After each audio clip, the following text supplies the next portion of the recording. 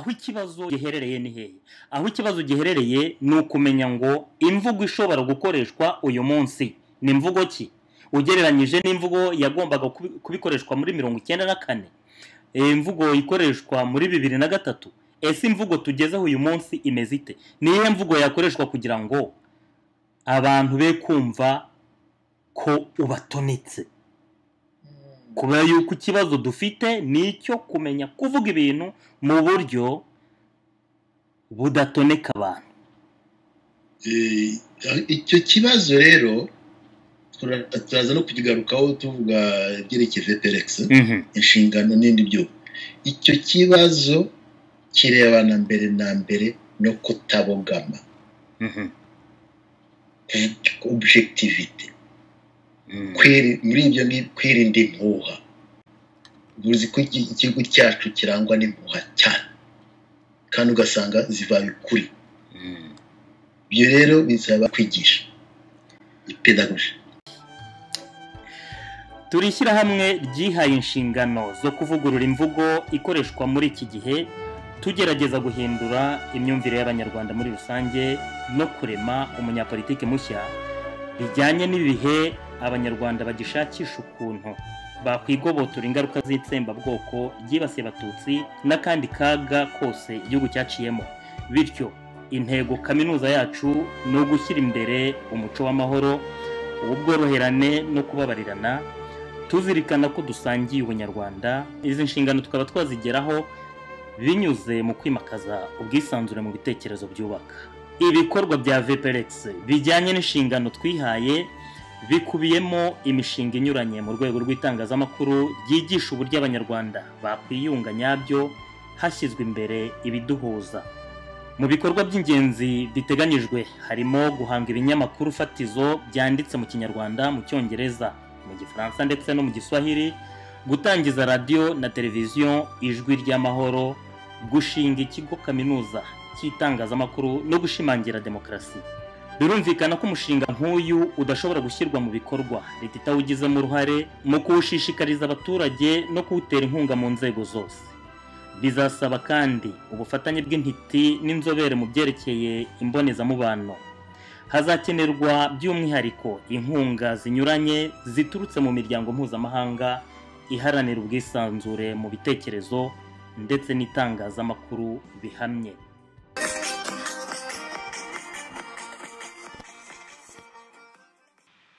Abaduteze amatwi mwese turabasuhuje, ikaze muri iki kiganiro mutegurirwa na VPRX. Turi urugaga rw'abaharanira amahoro n'ubwisanzure mu bitekerezo.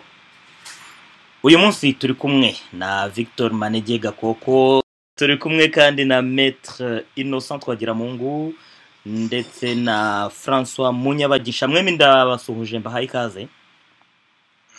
Mukomere, murakoze kuba mwadutumiye. Iki kiganiro cyateguwe kandi mugiye kukigezwaho nanjye Ismail Mboniga, bamfatanyije na mugenzi wanjye Jean Claude Murindahabi. Ndagusuhuje Jean Claude. Ndagusuhuje Ismail, nsuhuje n'abatumirwa bacu kimwe n'abakurikiye iki kiganiro cya VPRX. Nayahe makuru avugwa mu Rwanda muri iki gihe? Nyuma y'aho Burundi n'u Rwanda batangarije ko barangije iperereza ku mirambo yagaragaye mu kiyaga cya Rweru, nyamara ntihagaragazwa umwirondoro w'abishwe n'ababishe, FBI yo yiyemeje kwinjira mu iperereza ngo kuri kujya hagaragara. Muri iki kiganiro turabaza abatumirwa bacu icyo batekereza ku iyegura ry'uwari perezida wa Sena y'u Rwanda Dr Jean Damascene Ntawukuriryayo.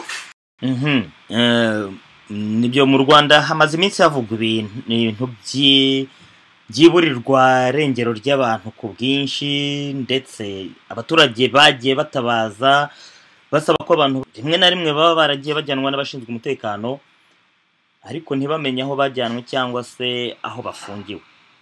None ibingibi by'imirambo bavuga iboneka mu kiyaga no mu nzuzi. Jean Claude, ko abo banyamerika bagiye gukora amaperereza, wumva hari aho byaba bifitanye isano n'iburirwa rengero ry'abantu imaze iminsi ririho mu Rwanda? Ngira ngo biri amahire nk'uko n'igihugu cy'u Burundi aho iyo mirambo yahingukiye, nk'uko abategetsi baho babisobanura, bavuga ko biri amahire ko babonye nyine abantu bazi banafite ibikoresho byo muri urwo hejuru mu rwego rw'iperereza nka FBI ko bagiye kuza kugira ngo nyine bazagaragaze ukuri abantu bamenye niba irengero ry'abantu byagiye rivugwa niba hari aho rihuriye n'ariya marorerwa nyine iyo yatangiye kugaragara mu kwezi kwa karindwi. Ariko twibukiranye ko imirambo nyine ubwo yagaragaraga mu kiyaga cya Rweru hari mu kwezi kwa Nyakanga uyu mwaka, abarundi n'abanyarwanda batuye hafi ya kiriya kiyaga batanze ubuhamya ko biboneye n'amaso yabo iby'ayo mahano. Abo baturage batangarije abanyamakuru ba BBC na RFI bageze aho hantu nyine ko ngo iyo mirambo yazanywe n'uruzi rw'Akagera ruva mu Rwanda. Ibi kandi byemejwe n'abayobozi b'u Burundi nka Jean Berkimas Mpabanzi ndetse na Philippe Nzabonariba umunyamabanga mukuru akaba n'umuvugizi wa leta wemeje ko mu cyumweru gishize ko iyo mirambo yaje izanywe n'urwo ruzi rw'Akagera ruva mu Rwanda. Abatuye muri kariya karere bavuga ko abishwe ngo babaga bari mu mifuka kandi ngo amaboko yabo yari aboheye mu mugongo n'umutwe wabo ufungiyeho isashi. Ngo imirambo yari yaziritswe ku mabuye bivuga ko ngo ababishe bari babikoze bibwira ko imirambo itazazamuka mu mazi. Ibi kandi bikaba byerekana ko koko hashobora kuba hari yagumye hasi mu mazi ntizamuke kubera ayo mayeri yo kuyizirikaho amabuye. Bamwe mu bishwe ngo nta kenda na kamwe babaga babasigiye. U Rwanda n'u Burundi bakaba barahakanye ko ngo bari abantu atari abaturage babo. Mu kwezi kwa munani ndetse no mu kwezi kwa cyenda hagiye hagaragara indi mirambo muri icyo kiyaga. Abaturiye kariya karere batangarije BBC na RFI ko babaruye imirambo isaga 40. Abo baturage batangaje kandi ko hari umurambo basanzeho ikarita ya mituweli yo ku Gisenyi, ni ukuvuga mu ntara y'Iburengerazuba bw'u Rwanda. Hari n'umurambo ngo basanganye agapira kanditseho amagambo mu Kinyarwanda. Hagati aho kandi Minisiteri y'Ubutegetsi bw'Igihugu y'u Burundi yatangaje ko mu ijoro ryo kuwa 21 rishyira iya 22 Nzeri ko hari abantu bataramenyekana bagiye aho iyo mirambo yashyinguwe bashaka kuyitaburura ariko ntibabigereho ngo kuko bakijijwe n'amaguru bikanze umuzamu ngo basubira mu bwato bwari bwabazanye baragenda. Iyo Minisiteri y'u Burundi ivuga ko kuva icyo gihe barushijeho kongera umutekano wo kurinda aho hantu. Mu mpera z'ukwezi kwa cyenda u Rwanda n'u Burundi bwatangaje ko bwarangije iperereza ariko ntihagaragaza umwirondoro w'abishwe, uburyo bishwe cyangwa se nibura n'ababa barabishe. Leta Zunze Ubumwe za Amerika n'umuryango w'ubumwe bw'ibihugu by'i Burayi bahise basaba ko hakorwa iperereza ryigenga mu rwego mpuzamahanga. U Burundi bwemeye ko iryo perereza ryakorwa ndetse na Willy Nyamitwe umujyanama wa Perezida Pierre Nkurunziza mu rwego rw'itumanaho avuga ko igihugu cye kitakwanga ko hakorwa iperereza ryashyira ukuri ahagaragara ku by'iriya mirambo yagaragaye mu kiyaga cya Rweru izanywe n'uruzi rw'Akagera. Yatangaje rero ko u Burundi bwemereye Federal Bureau of Investigation FBI ikigo cya Leta Zunze Ubumwe za Amerika cy'iperereza ko gikora iperereza kuri buriya bwicanyi. Imiryango mpuzamahanga iharanira uburenganzira bw'ikiremwamuntu nka Human Rights Watch, Fédération Internationale des Droits de l'Homme n'iyindi bari bavuze ko bahangayikishijwe cyane no kubona ibihugu byombi u Rwanda n'u Burundi bitaragaragaje ubushake buhagije mu gucukumbura imvo n'imvano yariya marorerwa. Urakoze cyane Jean Claude. Iyi nkuru y'ubwicanyi bwibasira abantu bakajya kujugunywa mu nzuzi, birumvikana yuko niba hari imirambo yabonetse 4 cyangwa se 40 ntawamenya umubare nyawo, ko bigaragara yuko ngo bashobora kuba bajugunywa mu nzuzi baziritseho n'amabuye bakaba ko bahera hasi cyangwa se bamwe bakaba baribwa n'ingona niba ziba muri ibyo biyaga. Umuntu reka tubaze abatumirwa bacu, ese iyo bimeze gutyo igihugu kikaba kirimo izimira ry'abantu ariko haboneka imirambo ntihakorwe iperereza ngo abantu babuze nibura babo bajye kureba niba hari mwene wabo waba avugwamo, icyo gihe mwebwe mubyumva mute?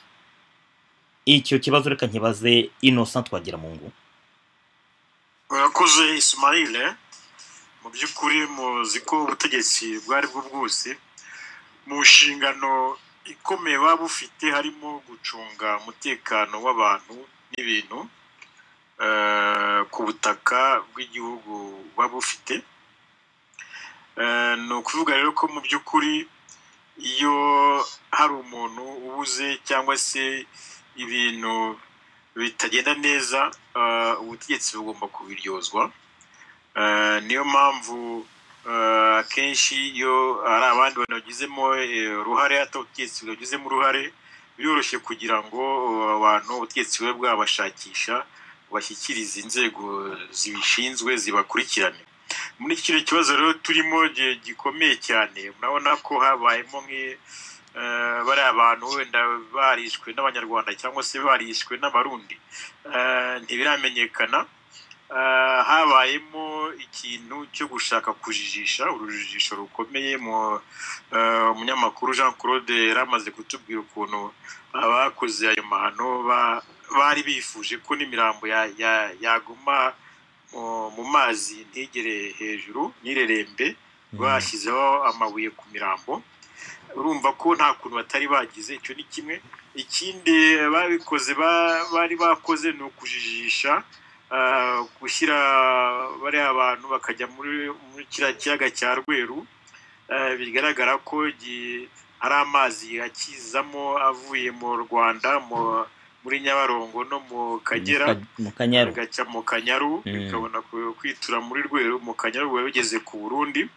Ni ukuvuga ko harimo urujijo kuko ayo mazi niba ava mu Rwanda akaba ava no mu Burundi, nawe urumva ko bitoroshye kugira ngo umuntu we yavuga ko iyo mirambo ivuye mu Rwanda cyangwa ivuye mu Burundi. Niyo mpamvu mu by'ukuri hagombye amaperereza, cyane cyane ko u Rwanda ruvuga ko nta bantu rwabuze. U Rwanda ruvuga ko nta bantu rwabuze mu gace gakikije icyo kiyaga, n'abarundi bakaba bavuga ko nta bantu babuze. Byerekeye kuvuga ko nta bantu babuze mu gace gakikije ikiyaga, ntacyo bivuze kuko umuntu ashobora kwica abantu akabicira mu Ruhengeri cyangwa se akabicira i Kigali, imirambo akayishyira mu ikamyo akagenda akanaga mu mazi ahantu kure. nta byo ndumva bitaba ari ikintu gifatika cyo kuvuga ko batabashobora kuba wenda ari abanyarwanda. Mbese mu by'ukuri iperereza ryakozwe mu Rwanda ryaba ari ryo kugaragaza niba abo bantu ari abo muri ako gace cyangwa se niba ari abanyarwanda gusa, ntabwo ari ibyo kujya kureba iyo mirambo kuyisuzuma. Ntabwo ari iryo kuyisuzuma.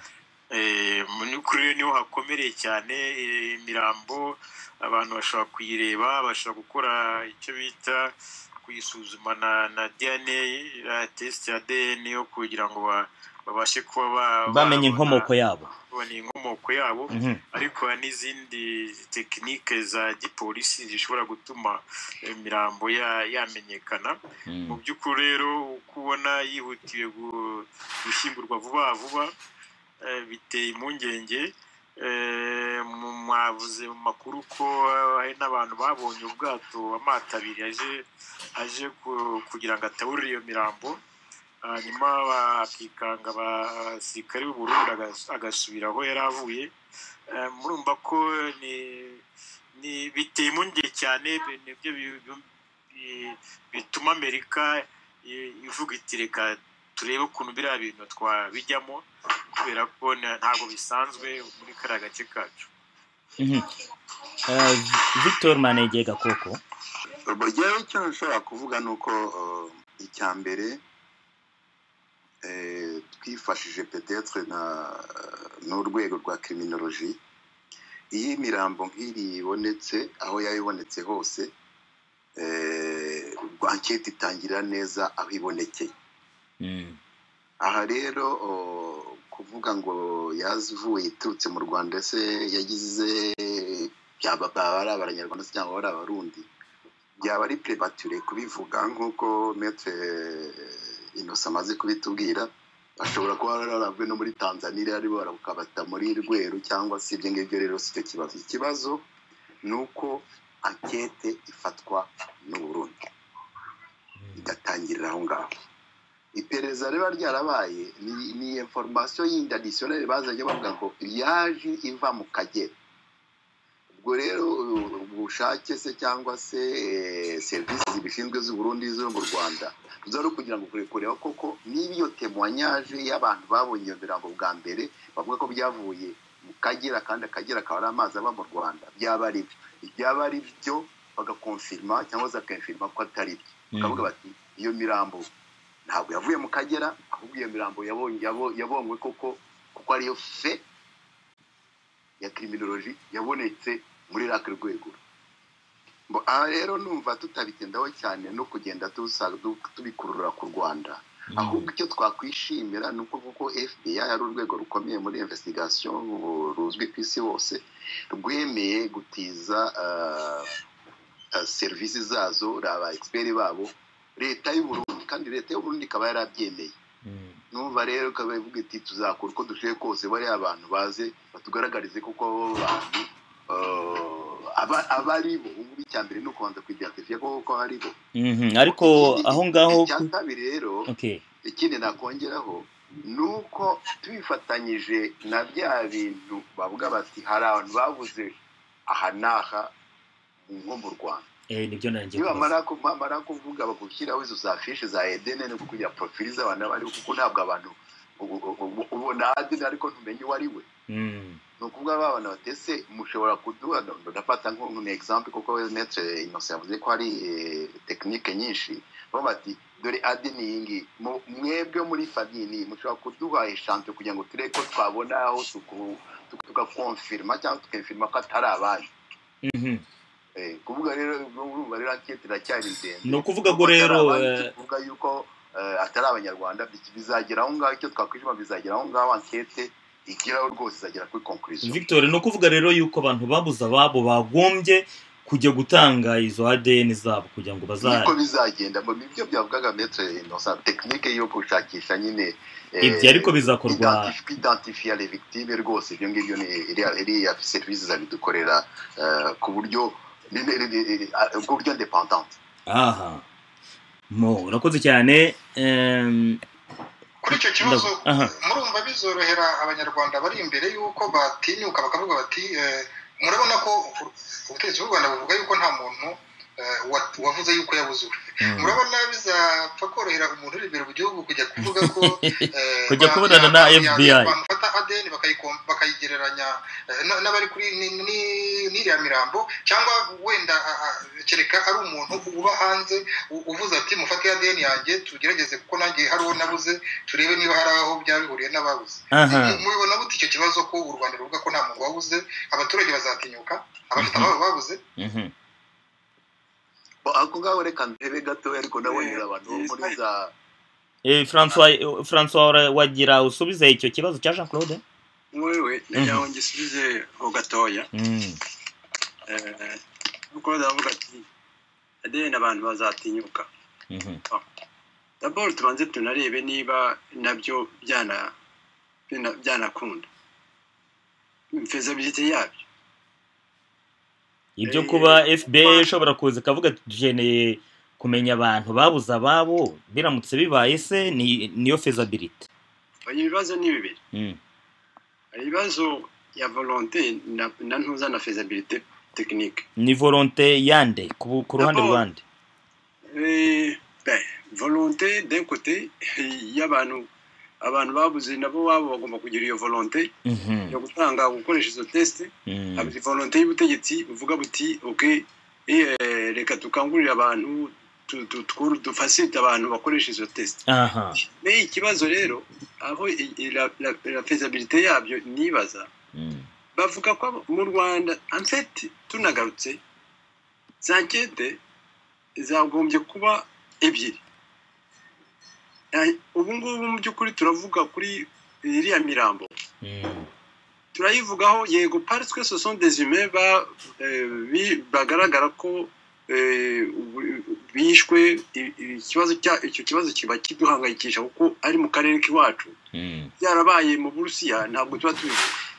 Urumva byarabaye muri Chine cyangwa muri Japan ntabwo tuba tubivuga. Ibyo birumvikana turabivuga kuko byabaye mu karere hafi iwacu, ariko nanone tukabivuga nemeza ko ntabwo twari kubitindaho cyane iyaba mu Rwanda hatavugwa ko abantu babuze donc urumva ko ibibazo ari bibiri hari ikibazo kiriya mirambo hari n'ikibazo cy'abantu babura mu Rwanda abantu iriya mirambo yashoboraga kubitabaho ariko hakagomba gukorwa kete kumenya imiburire y'abantu bari mu Rwanda. Erega ikindi nuko ntabwo iyo uko kubura ko abantu ntabwo ari ibyubo gusa abantu babuze kuva kera hari igihe n'umuntu wabuze umuntu muri mu bihumbi 2000 yenda cyangwa hashize imyaka 10 ashobora kuvuga ati yenda wasanga yarakiriho bakaba baramwishe bakamujugunya rero buri wese rero ashobora kuzagenda agatanga iyo ADN. Reka rero ndangiza aho ngaho juste madukomereza mu minsi ishize bavuga ko abantu babuze ari ibihumbi bingahe birenze za 10 ibihumbi 10 noneho rero utangire nawe ukavuga uti umuntu ashobora kuba yarabuze muri 94 urumva yarabuze ntabamuboneye umurambo ndatanga nk'urugero rw'umusaza bitaga Competent yarabuze muri za 94 umurambo we uza kuboneka bati iwe ejo bundi muri za 2010 je pense 2010 uwo muntu akaba yaravuye he yarapfiriye he Competent yaje amuzanye iwe nijoro yarashize abe bashoboye kumurokonesa ku kanya ariko kubera ko uwo bari barashakanye abonye umuntu uje waboze wishe wagize washangutse washize ajya kujya kumuhagera aza kumurokonesa ko ari umugabo yahisa kumva rero tutagenda mu gihe by'abantu bagiye bagura bikabasha bihere n'aba François mvuga nti abantu babuze muri iyi minsi ya vuba ni ibihumbi 10 uko byibuka cyane cyane mu ntara za ruguru z'igihugu niko byavuzwe none se ubwo izo ADN ushobora uzi ko zinahenda wabwira abo abantu babuze ababo niba muri famiye haragiye haburamo abantu 5 urumva ko ari za famiye ari za tese za ADN nanone ibihumbi kote pratique yabyo ntabwo yoroshye cyakora hakorwa za ADN hari igihe zishobora gukorwa hari nk'uko Maître Innocent yabivugaga na manager d'ailleurs yabivuze nabo akabisubiramo tekinike nyinshi zishobora gutuma umuntu wenda abantu bamenye bati uyu muntu akomoka yabaye mu aka karere kuko hari nk'ibintu intanga muri Canada ni recherche ziripuse birashoboka a partir y'umusatsi kumenya icyo umuntu yariye aho yabaye akarere yabayemo mu mezi 6 ashize a partir y'ikoma y'umusatsi ariko urumva ko iri foka none haba habaye analyse yo kureba ako karere urumva ko ibyo ni ibintu bishobora gukorwa ku buryo bashobora kuvuga ati uyu muntu yabaye mu Ruhengeri yabaye mu Gisenyi dans les 6 derniers mois bon izo za recherche ni récent izo technique ni récent est-ce que zizakoreshwa ko zigomba kuba kuri nazo ariko rero icyo agarukaho nuko enquête zigomba kuba ebyiri iyo y'abantu ariko no abantu babura mu Rwanda na enquête ubwayo igomba gukorwa ikibazo rero iyo wumvise umuntu uhagarariye nk'u Rwanda akakubwira ngo guverinoma ntiyabimenya wibaza est-ce hari volonté politique yo kugira ngo icyo kibazo cy'abantu babura gisobanurwe tumenye ko wenda abantu bitemberera koko bakibuza cyangwa se bigaragarira bavuga bati abantu barashimutwa bakajya kwicwa ndetse na rimwe bikaba bikorwa yenda n'inzego zishinzwe umutekano noneho icyo gihe rero habaye enquête indépendante ku bantu bakura mu Rwanda numva ya niho yagombye gutangirira mu Rwanda ndafasha n'abarundi yagombye kubanza kudufasha kumenya niba abantu babura mu Rwanda babura koko cyangwa se niko mbibona ariko rero ibyo byose biteye agahinda kuko mu by'ukuri tumeze nk'abandi babaza amenyo y'uko bareba umuntu wayo. Nibyo Jean Claude yabazaga tese abantu bazatinyukara ko bisa naho ari ukurega. Sinzi ko ibyo bintu bizanakorwa, donc twe kwibaza niba n'abantu bazatinyuka kuko ubwabyo ibibazo ngewe ni bibiri. Hari ikibazo cy'abantu babura, niba abantu badatinyuka kuvuga ko babuze ababo, ubwo twakwibaza si ibyerekezo bya kete byo byanashoboka bite. Ariko tugaruka ku kantu gatoya ka volonté François amaze kuvuga. Volonté tugarutse kuri ikibazo muri rusange abantu babuze n'imirambo yabonetse. Nanone tutandukanye ibyo bintu.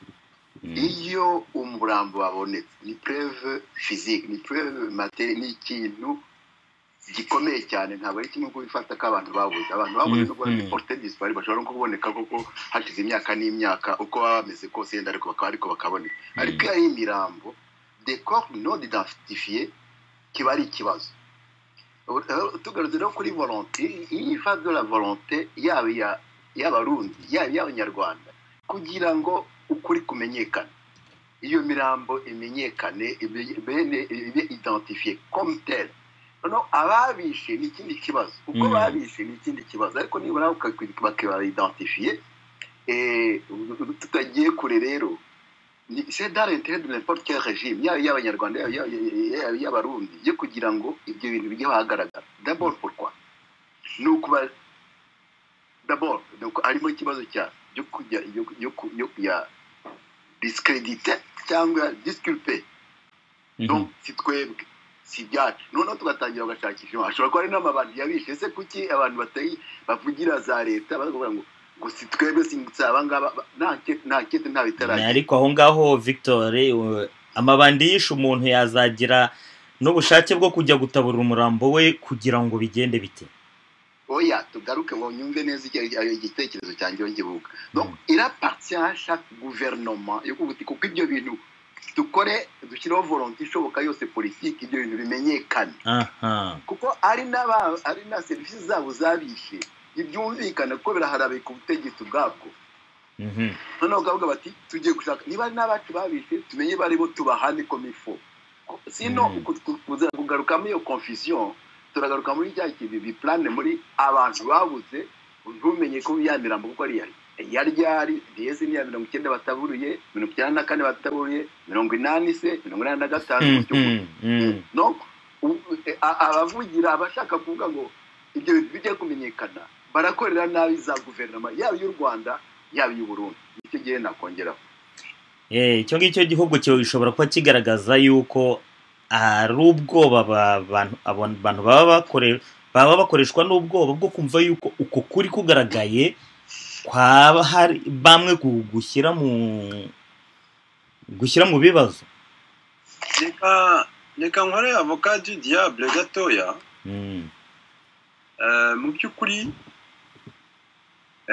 ngo hariya baravuga ngo umukobwa atanga nawe utanga icyo adafite hari simbizi. Nawe utanga icyo adafite. Bon.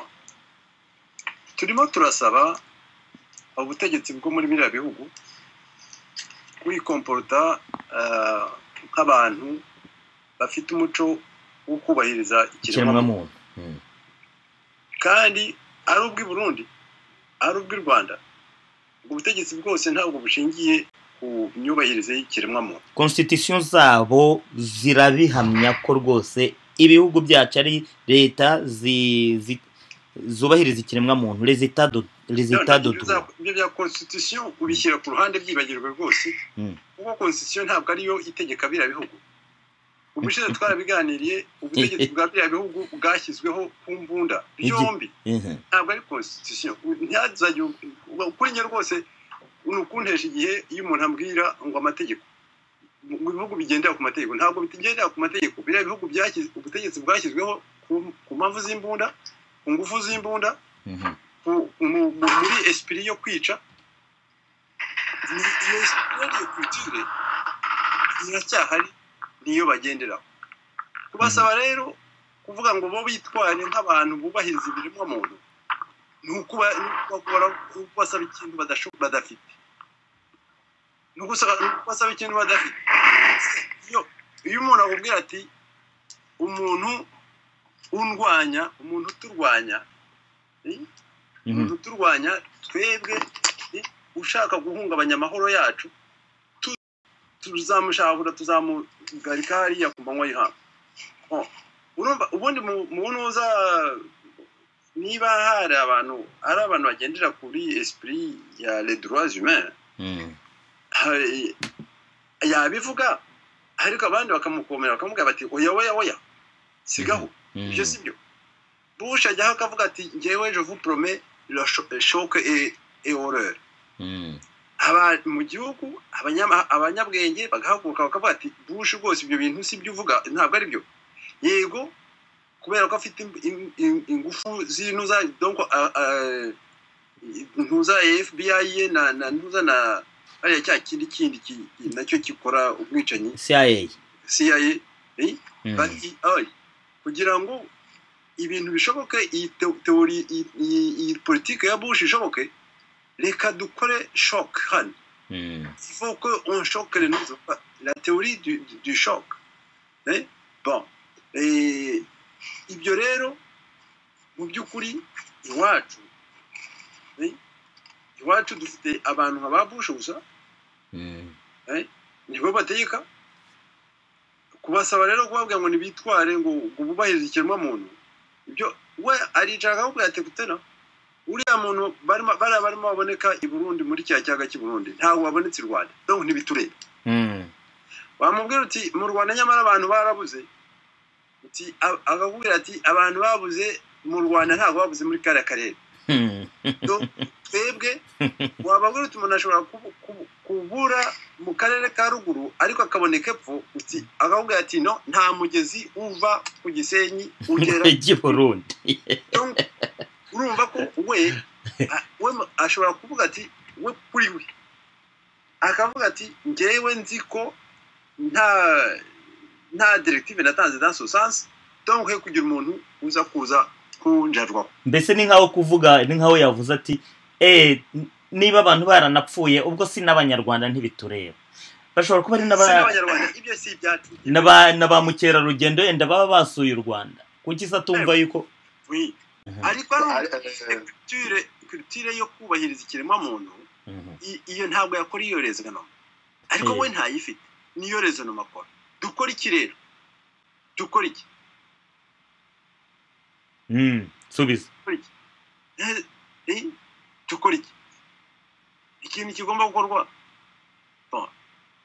wamuganira ntuguhabira urwaje ko nta kintu twabikoraho iyo FBI zifatanye wenda nabo barundi wenda bazagira ikintu babona ariko noneho twebwe twikonsantere kureba ukuntu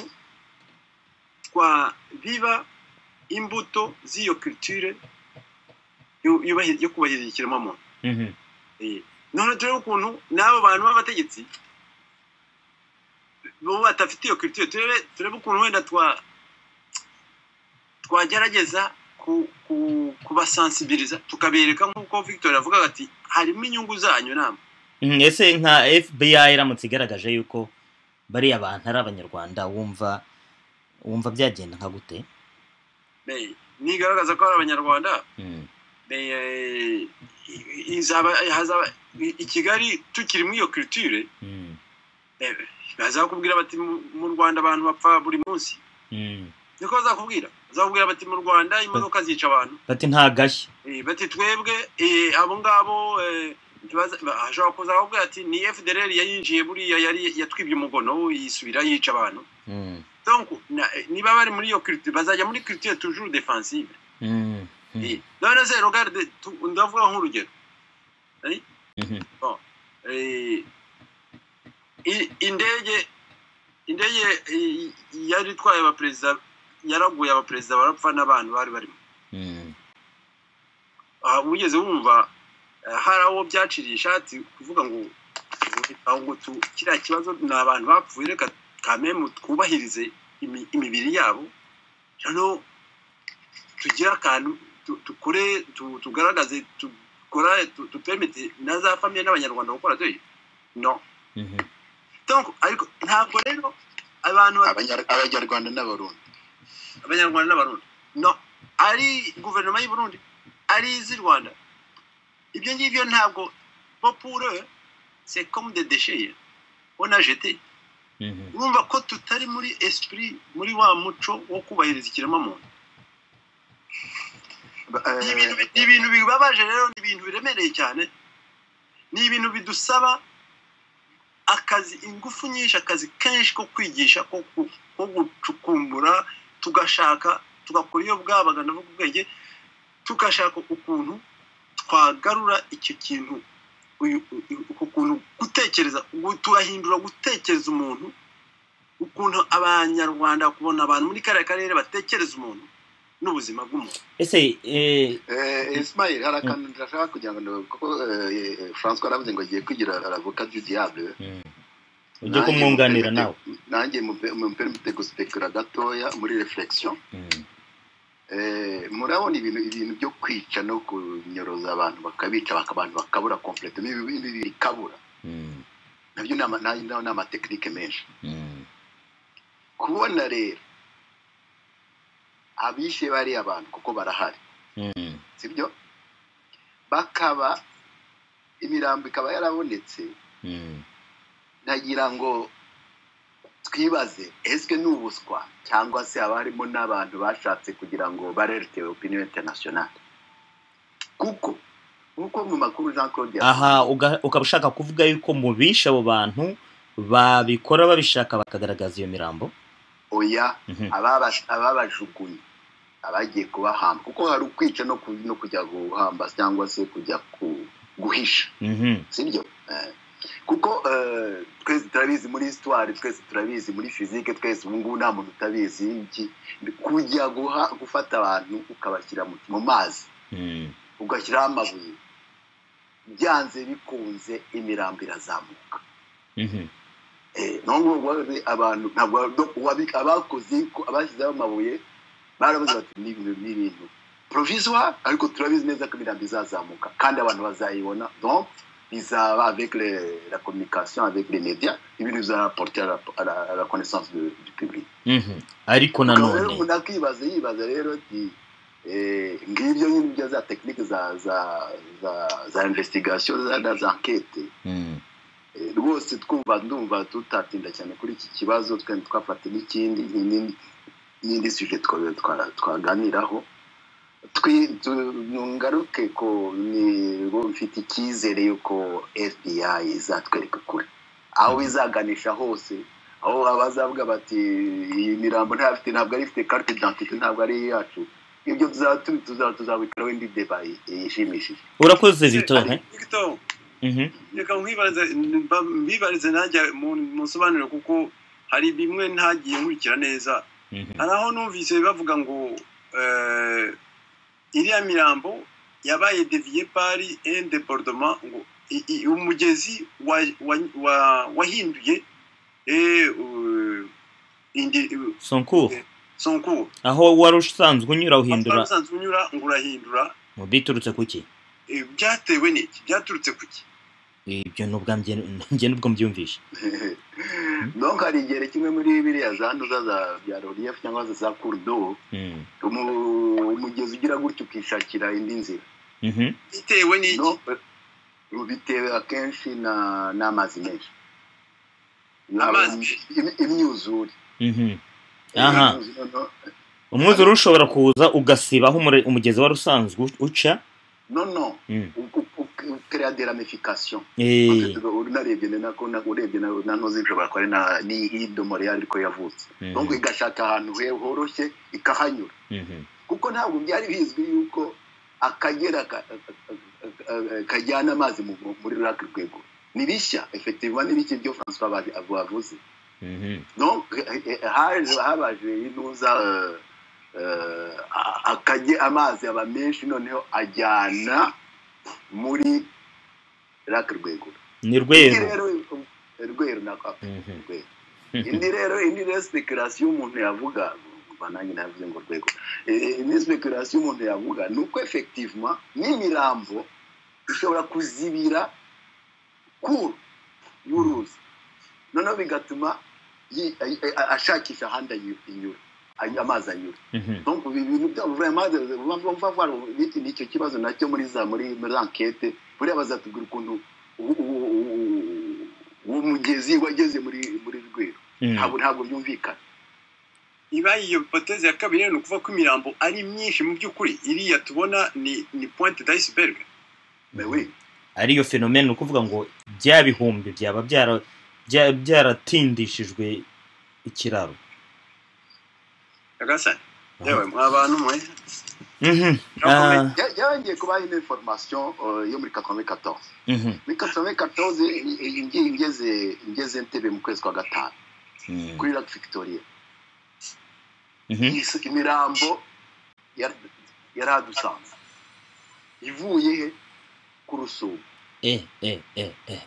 Vous imaginez les mêmes buriya foto iri muri Rwanda Geopolitique yarabaye il fait kuri Facebook abantu bari baboshye kuri none watekereza ubungoresho refresh encore tuho na business watekereza ko bavuga ngo igera hamwe zirozira ushobora kuzira gutekereza nyine ziratema watekereza ko abandi bari bikisha amasasu hirya no hino ukibaza abo bantu bashumitse inyuma ukuntu bageze muri Lac Victoria baturutse muri Rusumo muri za Byumba ni na Kibungo ano se ahantu hari genocide entre parenthèses reka ari filme birimo byo ngibyo oui documentaire birimo documentaire irimo gusohoka vuba yakozwe n'abazungu.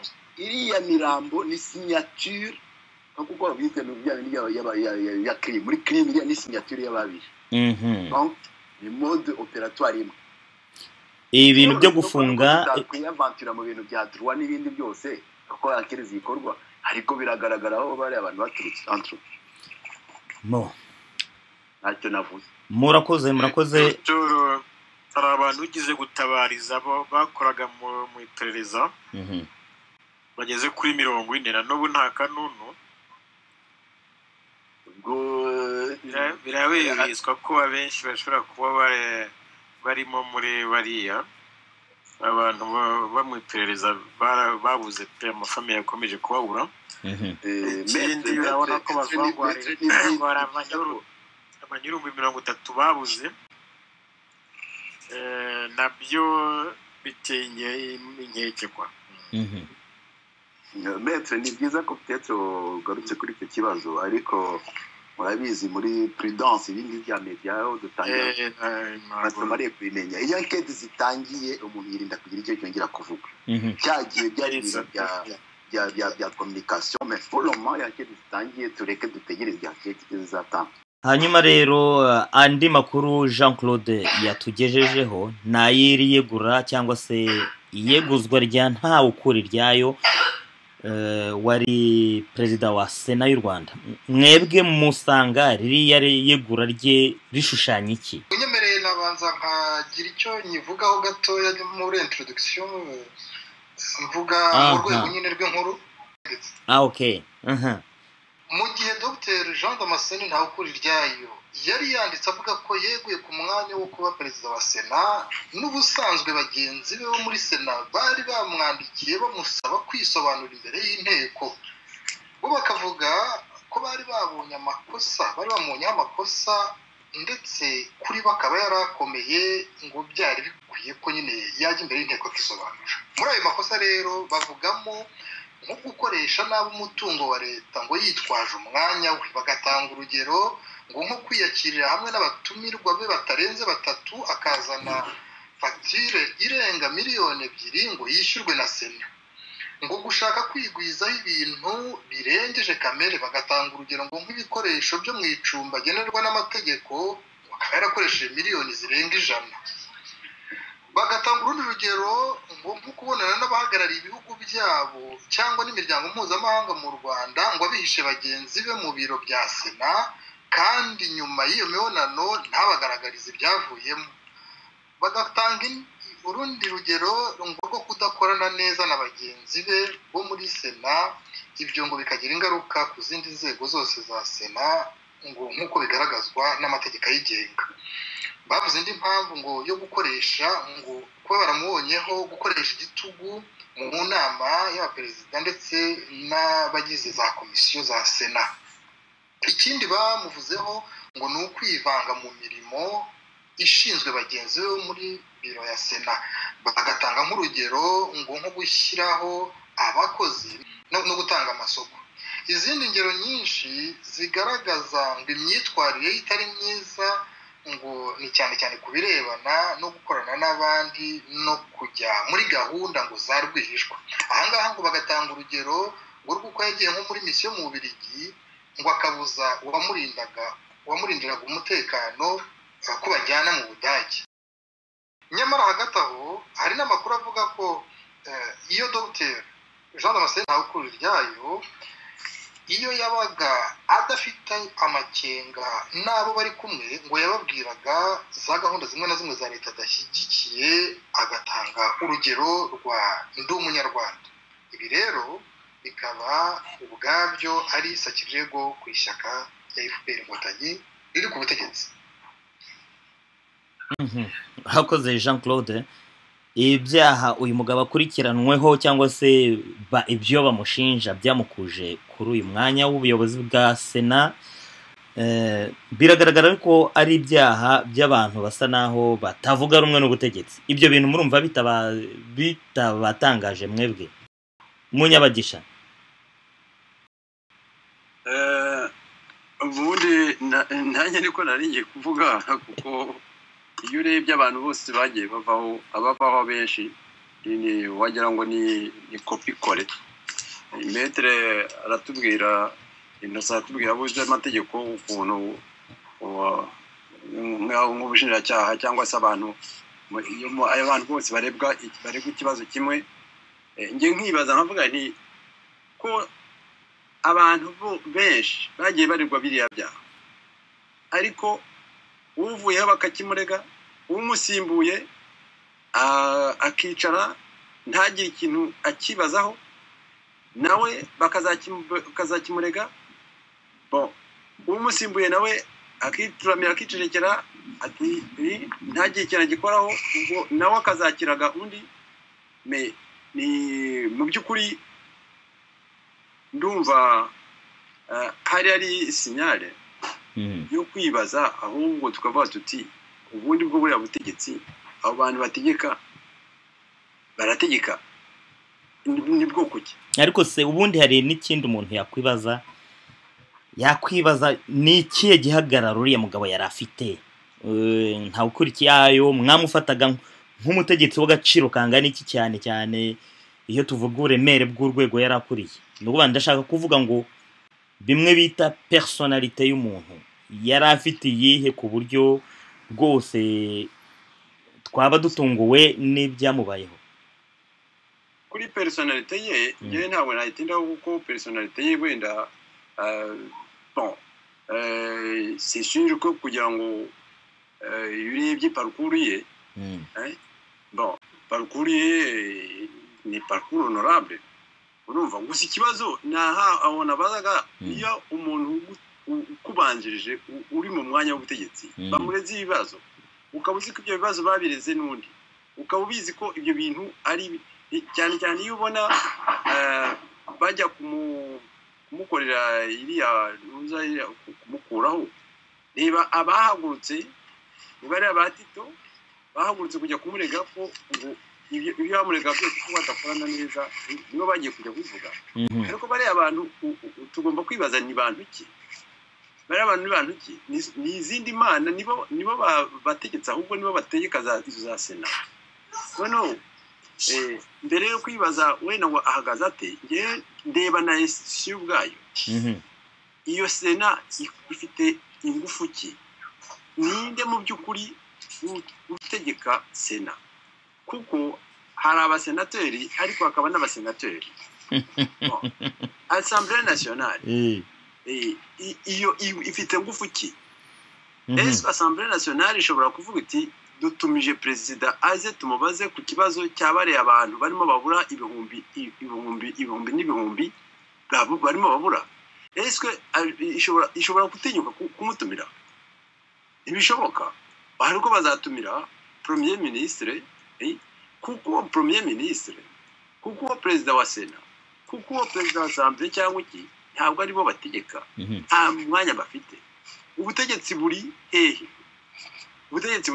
none hariya ni nk'amakarite ya kazungu bakina wayibonye ngo yanyuze hehe nge mbaza kurangarira iyo kazungu bacangacanga mbaza ibyerekeye personalite ya ntawe ukuri ryayo. Ubwo nari ngendeye ko ari umuntu wavaga mu ishyaka rya PST, ni ukuvuga ngo si umuntu wa FPR, hanyuma akaba yaranigeze kwiyamamariza kuba perezida wa repubulika.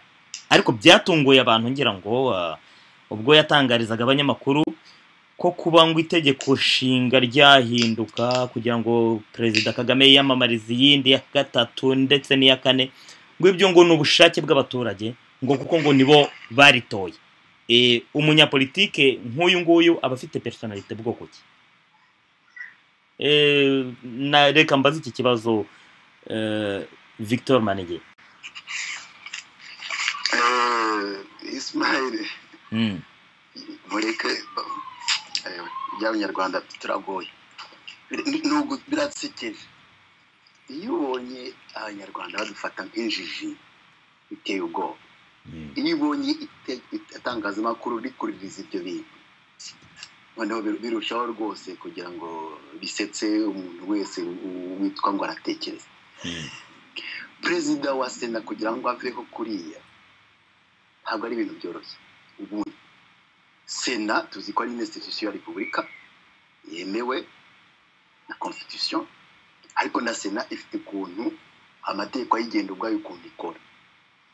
Iyo urebye rero ukuntu uriya mugabo yeguye cyangwa se ibyo bintu by'iruhande Jean Claude amaze kutubwira bamurega ibintu bigeze ku ruyenzo 8 byose bigusha ku kintu kimwe ngo mauvaise gestion, icyo bintu bigushaho. Wibaza niba igihugu nk'u Rwanda rikigendera ku mategeko cyangwa se yose nayo yagendera ku mategeko. Uko byagenda kose institution za repubulika zifite ukuntu zose ikintu kibihuza. Nuko iyo ikibazo kivutse haba enquête, haba enquête administrative, byaba ari birebana na penal, none akabaza n'izindi enquêtes judiciaires. Rero ko ari ibintu administrative bagombaga nta hantu twize twumva bavuga bati hari un audit opérationnel yakozwe muri Sena yerekana kuko iyo bakoze audit opérationnel uwo bayikoreye responsable w'iyo institution agomba kwisobanura niba ari ikintu cyabuze, niba ari ikintu procedure yapfuye muri ibyo by'amasoko, niba etc byo kwangaje abantu etc, akavuga ati dore ukuntu byagenze muri ukuntu byagenze noneho basanga ibisobanura atanze ubwo François aza kunyanganira bidahwitse, bakavuga bati uyu muntu araregwa mauvaise gestion. Donc tugiye gukoresha procedure interne za Sena kugira ngo tumudestitue, donc motion de confiance. Rero iyo muganga itangazamakuru byose tukabifashe mu bihuha, twumve ngo bari bagiye kumukuraho, noneho arabimenya arasize. Wowe waburebwa biriya bintu no ku senateri bagomba kubuvaho, aregura arangije biriya bintu birarembereye cyane. Noneho tugaruka kuri personality tuvuga, wowe barakurega ntuhagarire bwo mukavuga uti ngiye kwiregura kuko ni motion de confiance duhangana mveho, ariko naberetse yuko ndi umwe. Wowe barakurega miliyoni 100 wanyereje ku bintu witwaje n'umwanya wawe ugatekeka ejo bundi uzamuteye muri yombi. Nibyo navugaga rero, ibintu ni kinamico nibyo François avuga. Donc ibyo bavuga si byo bamukureho. Ibyo donc uko noneho ukuntu politique ikorwa y'ukuntu abantu bajye urafata umuntu wabaye wa kabiri mu matora mu matora ya perezida wa repubulika, umuntu wa personnalité politique de par la constitution ari numéro 2 de la république, ukavuga ngo n'importe qui ukamukuraho kuri ukuraho plante cyangwa se nawe ubwe akavuga ngo donc hari ikintu kitumvikana.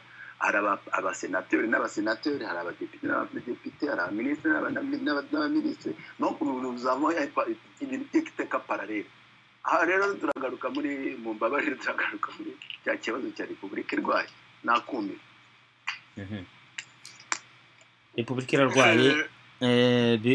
irarwaye kandi ibi ngibi turimo kuvuga birarebana n'imyitwarire y'abanyapolitiki. Usanga muri rusange abaturage baba bibaza ngo ariko se abanyapolitiki ibyo bakora ni ibiki? Nibyo Maître Innocent Twagiramungu muri iyi minsi usa naho icyo kintu wacyitayeho cyane, uhamagarira abanyapolitiki gutunganya imikorere yabo ndetse cyane cyane ibi twita communication, uburyo bakora amatangazo yabo. Wabitinzeho ndetse ngira ngo hari n'ababibonyemo yuko uhanganye nabo. Urakoze Ismail. Nka bya bindi nyine bavuga ngo utunga urutoki were ku kwezi bagashaka guca urutoki aho kugira ngo barebe ukwezi umuntu arimo kwerekana. Ndumva ari umugani w'Abashinwa hari. Ni ikibazo gikomeye ndabigarukaho, ariko nagira ngo mbanze ngira icyo mvuga kuri biriya bintu byo kujya byabaye nk'umuco muri FPR byo gukura abategetsi uko bashatse. Mu by'ukuri ni nko kuvuga ati nowe nagushyizeho mu buryo nishakiye, atari uko wenda ari unabikwiye, nshobora kugukuraho nk'umwirukana mu ruboyi. Byarabaye, mwabonye hari umuminisitiri wari ushinzwe ibibazo bya East Africa umudamu bigize gukubura ngo ntiyabonza ataravuze ko ari inama atakiye neza bagomba kuza mu nama ya East Africa. Nabyo byateje ikibazo. Mwabonye ejo bundi uko bakuye bakavanaho minisitiri w'intebe. Ibirego nyine ni bimwe, mubonye ko bakuyeho na nimero ya 2 w'igihugu, umukuru wa Sena akura iryayo. Iragaragaza ko mu by'ukuri nibyo n'abanyabagisha bazavuga ati amategeko igihugu cyishyiriyeho ni impapuro ziri aho ngaho gusa. Ubundi hakaba ari andi mategeko ameze nk'ayo nkunda kubyita bush law, cyangwa se amategeko nk'ayo mu ishyamba. Aba hari umuntu ayifitiye ashobora kuba ari akoresha. Ni ikibazo rero gikomeye cyane. Wenda hari benshi bibaza bati muri aya mahirahiro u Rwanda rurimo rwitegura uriya mwaka wa 2017, aho umukuru w'igihugu ashaka kuzongera kwiyamamaza hinduye itegeko nshinga. Baravuga bati ntawamenya n'ibibazo by'umutekano mike bihari. Hari uriya mwanya wo kuba nimero ya 2 y'igihugu wenda babonaga utari ugikwiye uriya mugabo, bagashaka uko baba bamwigije, ariko nawe wenda bakayimubwira. Mwabonye ko ariko nawe ntabwo yashatse kugira ngo yivugire. Maître Innocent uyu mugabo ntabwo yarabangamiye iby'amatora byo gutorwa kwa perezida, kuko urumva mu mwanya yari arimo wa nimero ya 2 afatanyije ndetse n'uyobora umutwe w'abadepite, baravuze bati ibintu byo guhindura itegeko nshinga perezida akaba yakwiyamamaza ku nshuro ya 2 cyangwa ya 3, ati ibyo ngibyo abaturage rwose niba bishaka bizaba. Ni ukuvuga ngo nta gitekerezo cyo kuvuga ko kurenza manda 2 ari ibintu bidakwiye, nk'uko uriya ntuza nibura yagize courage akabivuga, l'ancien ministre de la justice Karugarama aravuga ati ibintu byo kurenza manda ati ntabwo bibaho, constitution yarabibuza, nubwo yemeye yarabizize. Ariko aho ngo yagaragaje rwose igihagararo cy'umugabo uzi icyo amategeko avuga.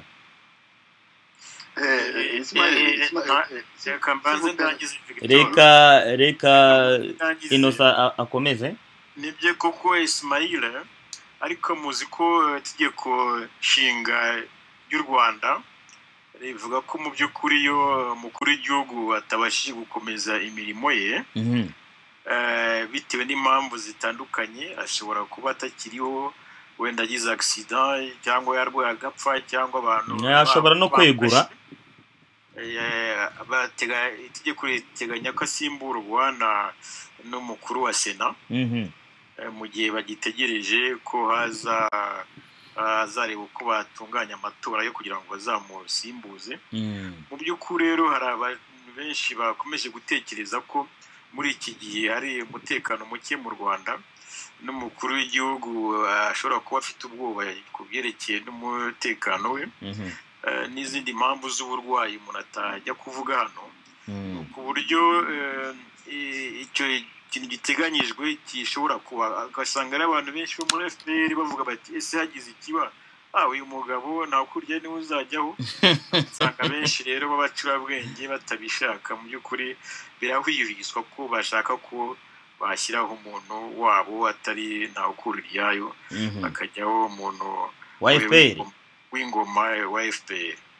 Ariko harya ntabwo amategeko ateganya ko iyo myanya igomba kuva mu mashyaka aya n'aya, perezida akaba FPR hanyuma n'uzamusimbura akajya muri FPR cyangwa ntaho biteganyijwe, bahitamo uko bashatse. Victor wari ufite ijambo ariko mbabara oya nta kibazo da yaho ngaho murimo Bizimana wavuga n'ibyo ngiye kuvuga. Nuko Maître Innocent nawe Ismail murarefera ku mategeko, ibyo nibyo, ariko ayo ni muri cadre théorique mu bihe bisanzwe mu butegetsi busanzwe navuga normal barize.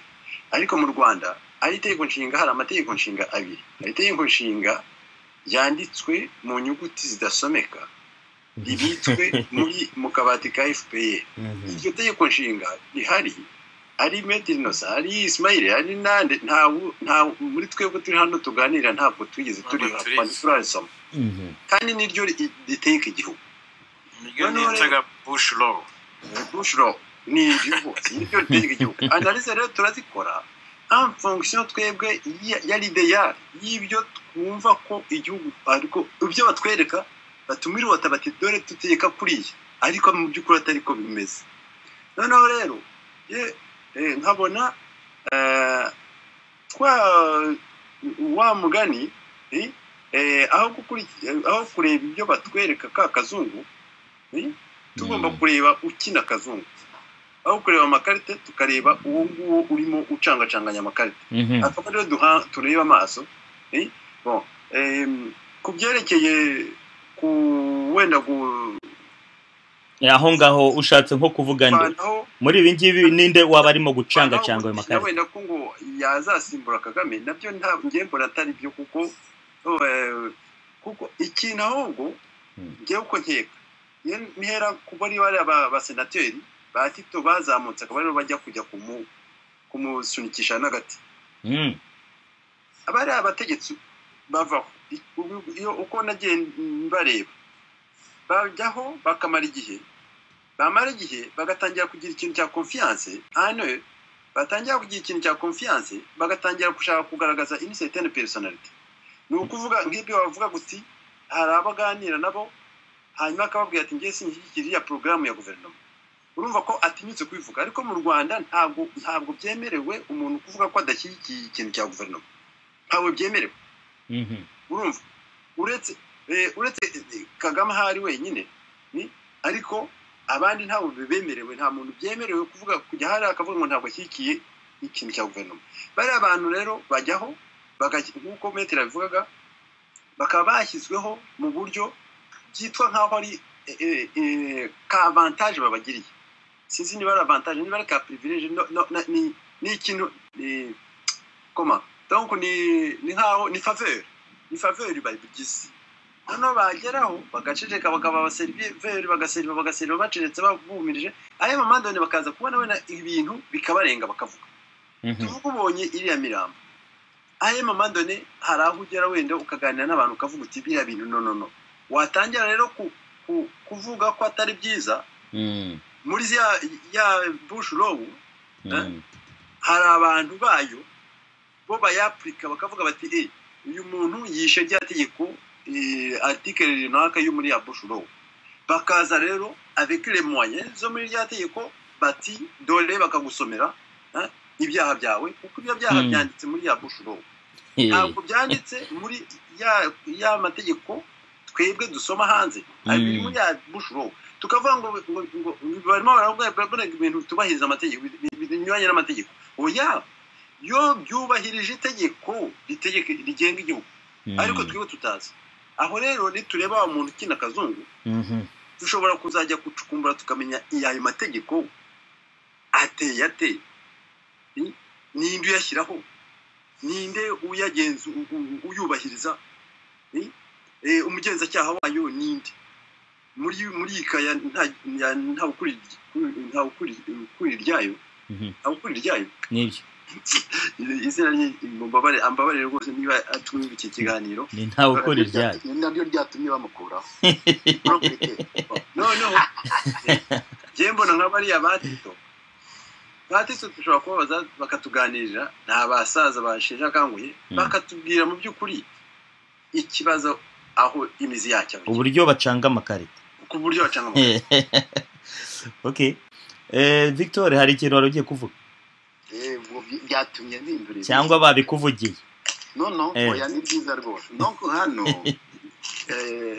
tugaruka ibintu byose bigaruka kuri ibintu bya demokarasi demokarasi nyayo demokarasi bayaza qualificatif ariko ntibagomye no kugira qualificatif ifite ukuntu yivuga nyine basigaye bavuga ngo hari demokarasi nyafurika demokarasi nyarwanda umuntu ahinnye rero demokarasi rwose ubundi ni vraiment ni competition politique ahantu hatari competition ngo abantu bashyiriza programme aho ngaho abantu bavuge za karite zabo hari za critères zizwi abantu bahitemo le meilleur muri icyo gihe parce que aussi ntabwo bavuga ko ari indéfiniment biragoranye no régime nyinshi zo muri Afrika zigendera kuri za nomination directe ou nomination indirecte donc uburyo nyine effectivement kujyaho ni faveur nibyo metse Innocent nibyo François amaze kuvuga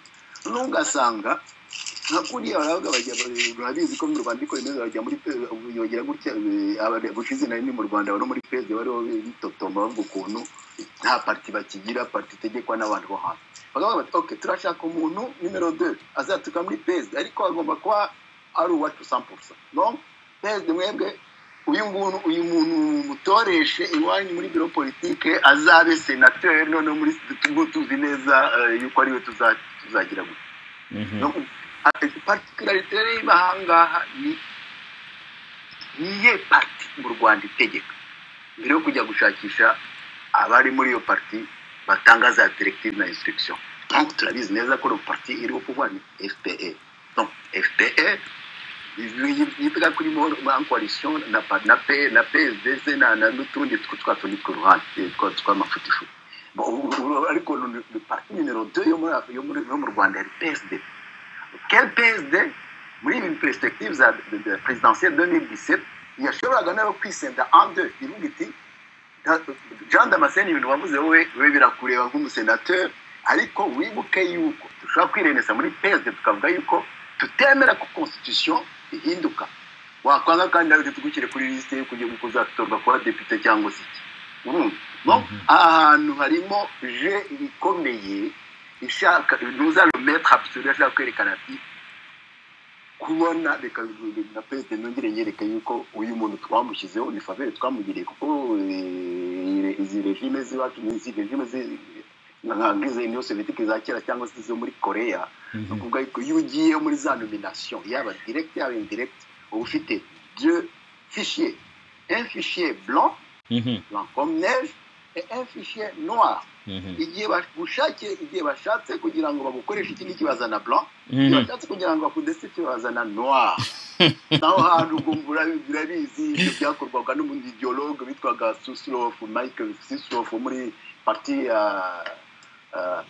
communiste de l'Union soviétique wakirago ba Brezhnev wakizeho ba Chemchenko ne wakizeho ba Andropov ibintu byose wakiraga wase gutyo donc muri FPR hago hari abantu bashinzwe ideologie ya FPR niyo bategeka igihugu ariko hari n'abantu bashobora kuba barabaye muri za systeme communiste nka Tito Rutaremara yabaye mu Burusiya ntibyantangaza aramutse ari wowe ubitekereza atyo si wakuyeho se nkusi Juvenal bwa mbere ni nawe wakuyeho Jean Damascene ne ucanga amakarita qu'il fallait démontrer umuzungu ari gucanga amakarita y'abazungu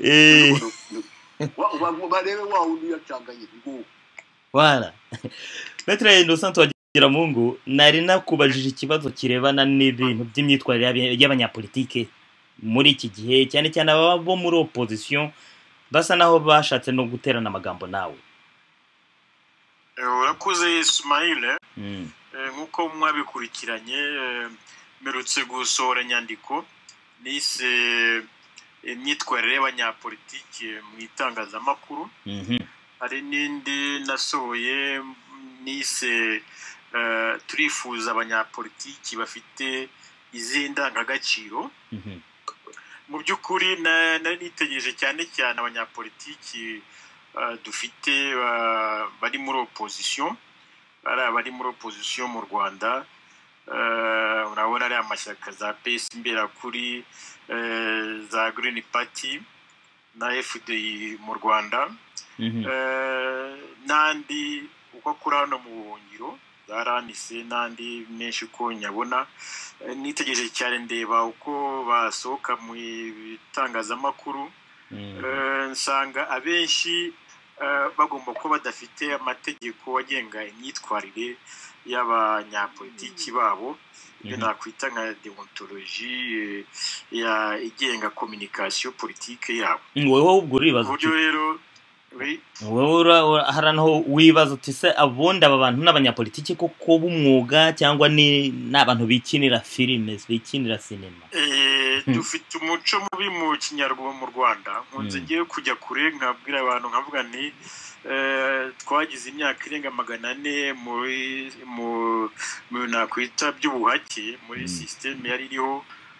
Hari ibyiza yakoze ariko hari no ni bibi. Muri bibi navuga wenda twarazwe n'ingoma ya cyami yavuyeho, ni umurage wo guhakirizwa, umurage wo kubona za faveur turimo kuvuga, ku buryo nkatwe abanyarwanda kugira ngo bituvemo ko umuntu yagera ku kintu akigejejeho nta muntu umusukumye cyangwa umukuruye, ntabwo bitworeye kugira ngo wumve ko aba self made.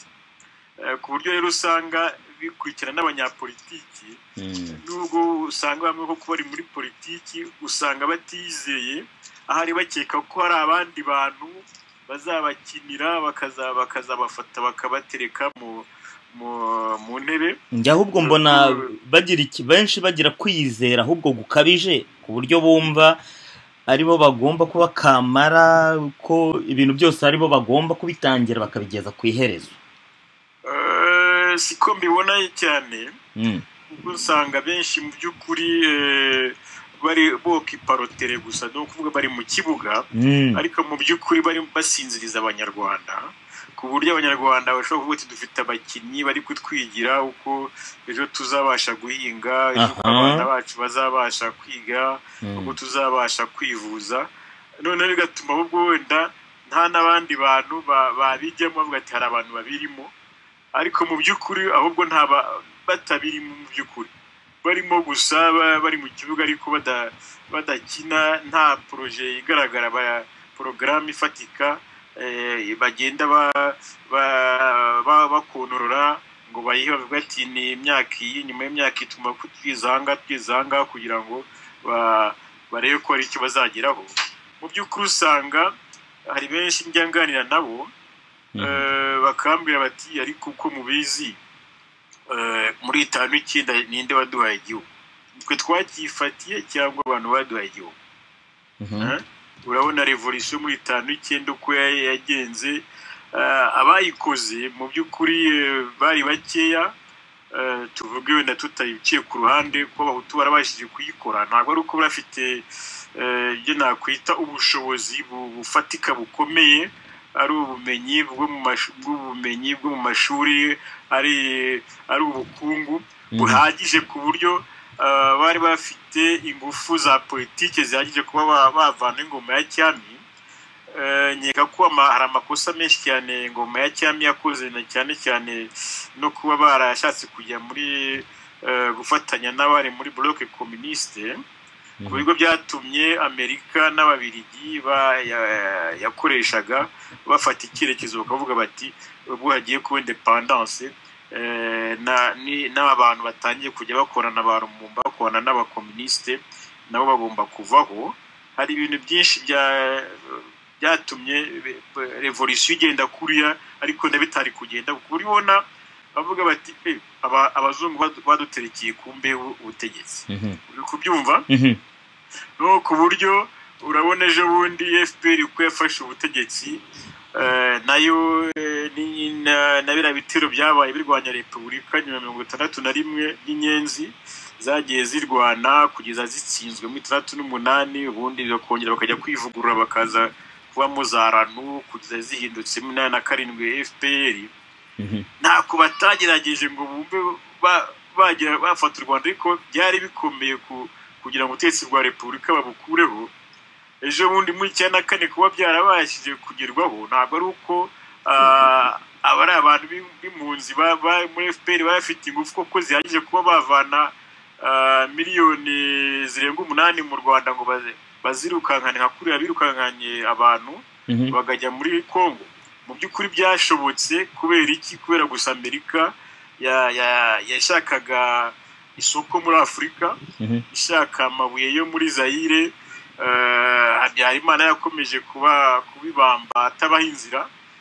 Donc iyo geopolitique niyo yatumye abanyamerika n'abongereza bashyira kumbe ubutegetsi bw'u Rwanda babuhereza FPR. Muri make se Maître Innocent make ndashaka kugeraho mvuga ko hari abanyapolitiki bamwe bari mu kibuga dufite muri opposition bavuga bati ibyo twakora byose n'ubundi hari igihe kizagera ibyo bihugu by'ibihanganye bigashaka guhindura politiki noneho bikazadushyiraho. Icyo ngomba gukora mena no gukocagurana na bene wacu b'Abanyarwanda bitwa ko bari mu kibuga kugira ngo ari ngiye ugaragara. Sinzi igihe ibyo bizabera ariko igihe bizabera ari ngiye uzaba ndi kugaragara kurusha abandi. Ku buryo mu by'ukuri urebye impaka abantu benshi bakunze kugira ni impaka z'ibibazo bikomeye cyane biba biri mu mashyaka. Ntabwo twavuga ko ari agahomamunwa kuba mu ishyaka hamu impaka, ahubwo politike ni umwuga w'impaka. biba gahomamunwa iyo batangiye gukorongana kwandagazanya hagati yabo. Aho tubagera nuko izo mpaka zigomba kugirwa mu mashyaka ni impaka rwose navuga ko ari normale, birasanzwe kandi biratunganye ko mu ishyaka hagomba kugira impaka rwose zihagije. Ariko iyo noneho mutangiye za mpaka gushaka kuzishyira ku karubanda abantu bagatangira bagakorongana abo bakoranaga bakabeshya bakanabeshyerana cyangwa se bagashaka no kubeshyira umuntu bakorana.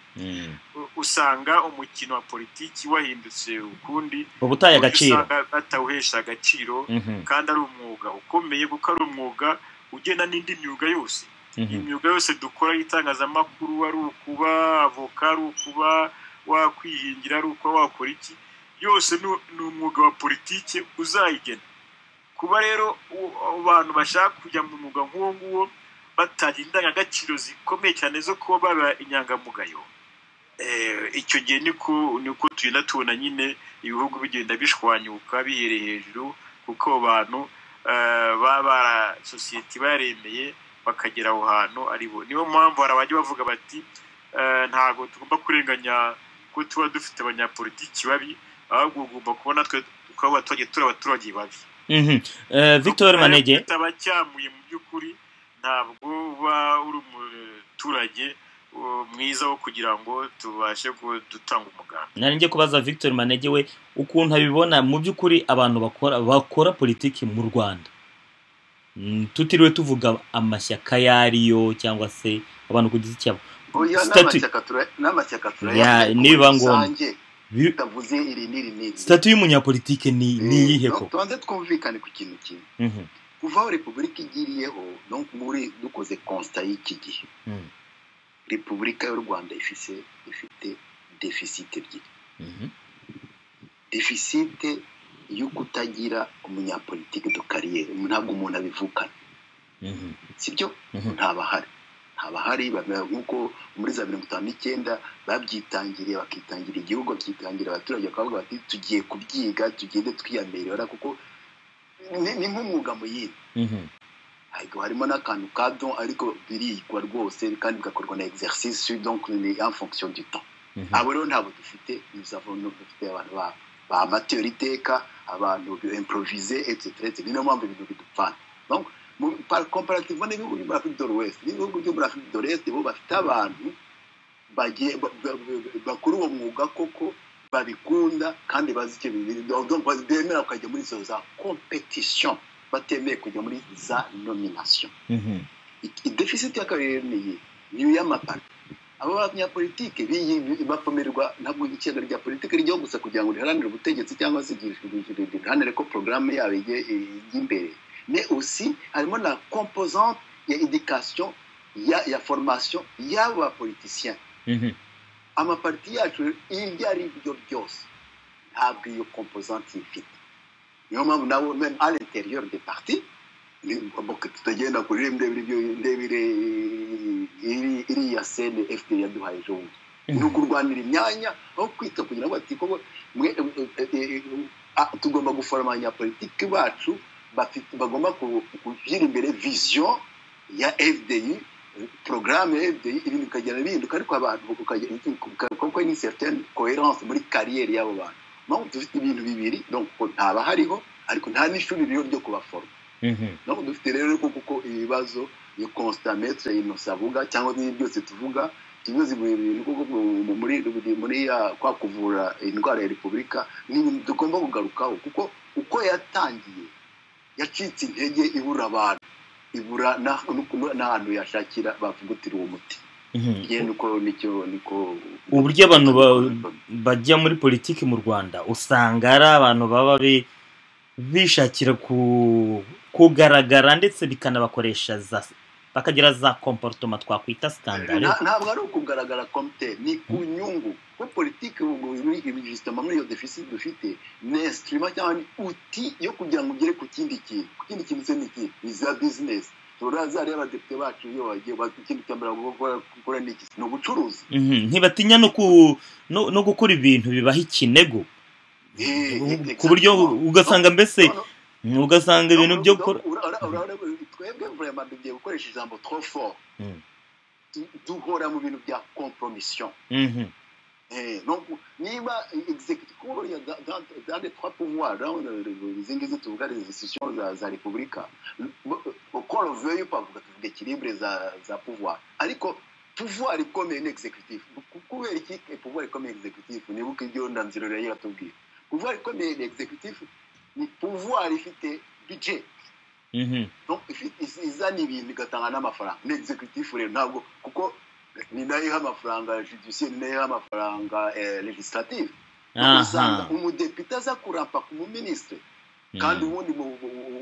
nuzari yitwa ngo representer le peuple rero ni rero tous tram cyangwa se tout de l'exécutif ikoresha abo bantu nyine ikontrole abo badepite n'ibijya kubashakira ngwino shaka ukeneye bishaka kwitegeko rizahita gutya ariko nawe mbanguhaye ugaceceka ibyo rero bigatuma akandi kandiro kazamo niyo ushatse kuba libre naho ba ennemi donc bagukuramo urabona hari exemple nyinshi cyo byarabaye kuri Habyarimana cyangwa se rwa Kayibanda cyangwa se za dissidence na n'ubu birahari nyine ubwo rero igitangaje nuko nyine bisa naho politiki harirwa n'abo bantu baba bameze nk'aho ari ba kigingi ngufu ugasanga ahubwo inyangamugayo zigenda zihinda zigahagarira urubuga bariya twakwita babihemu n'abamanyanga n'abahemu cyenda muke ibyo bintu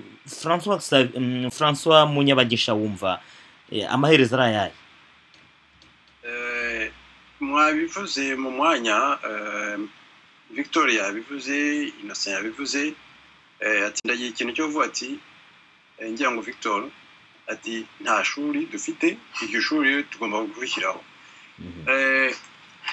nakunze intervention ya Innocent avuga ati abanyepolitike dufite bari abantu dufite bicaye hariya mu kibuga bagategereza yuko umuzungu azaza kubashyira ku mwanya.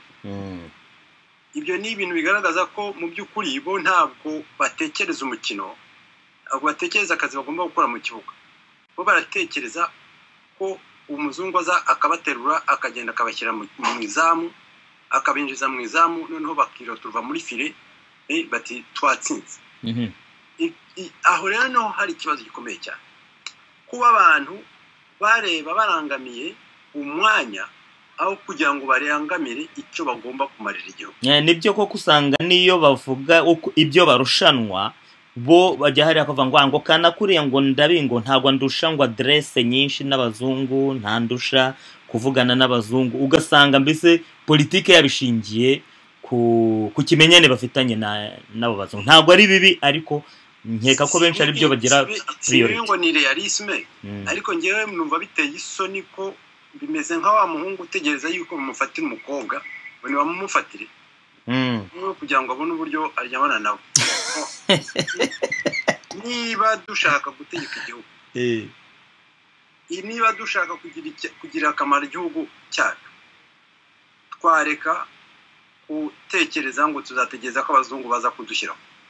Umuntu ubarira kuvuga ngo muri strategy ze azashyirwaho n'umuzungu, bimeze nka wa wundi bimwe twavugaga byo mu mwanya, wa wundi baha ubutegetsi bamushyizeho ari faveri bakamuvanishaho ya fishe noire bakayizana igihe bashakiye. Abazungu n'ubundi nabo bizakomeza gutyo, kuko nanageraho azategeka agomba kureba kubaza abazungu bamushyizeho.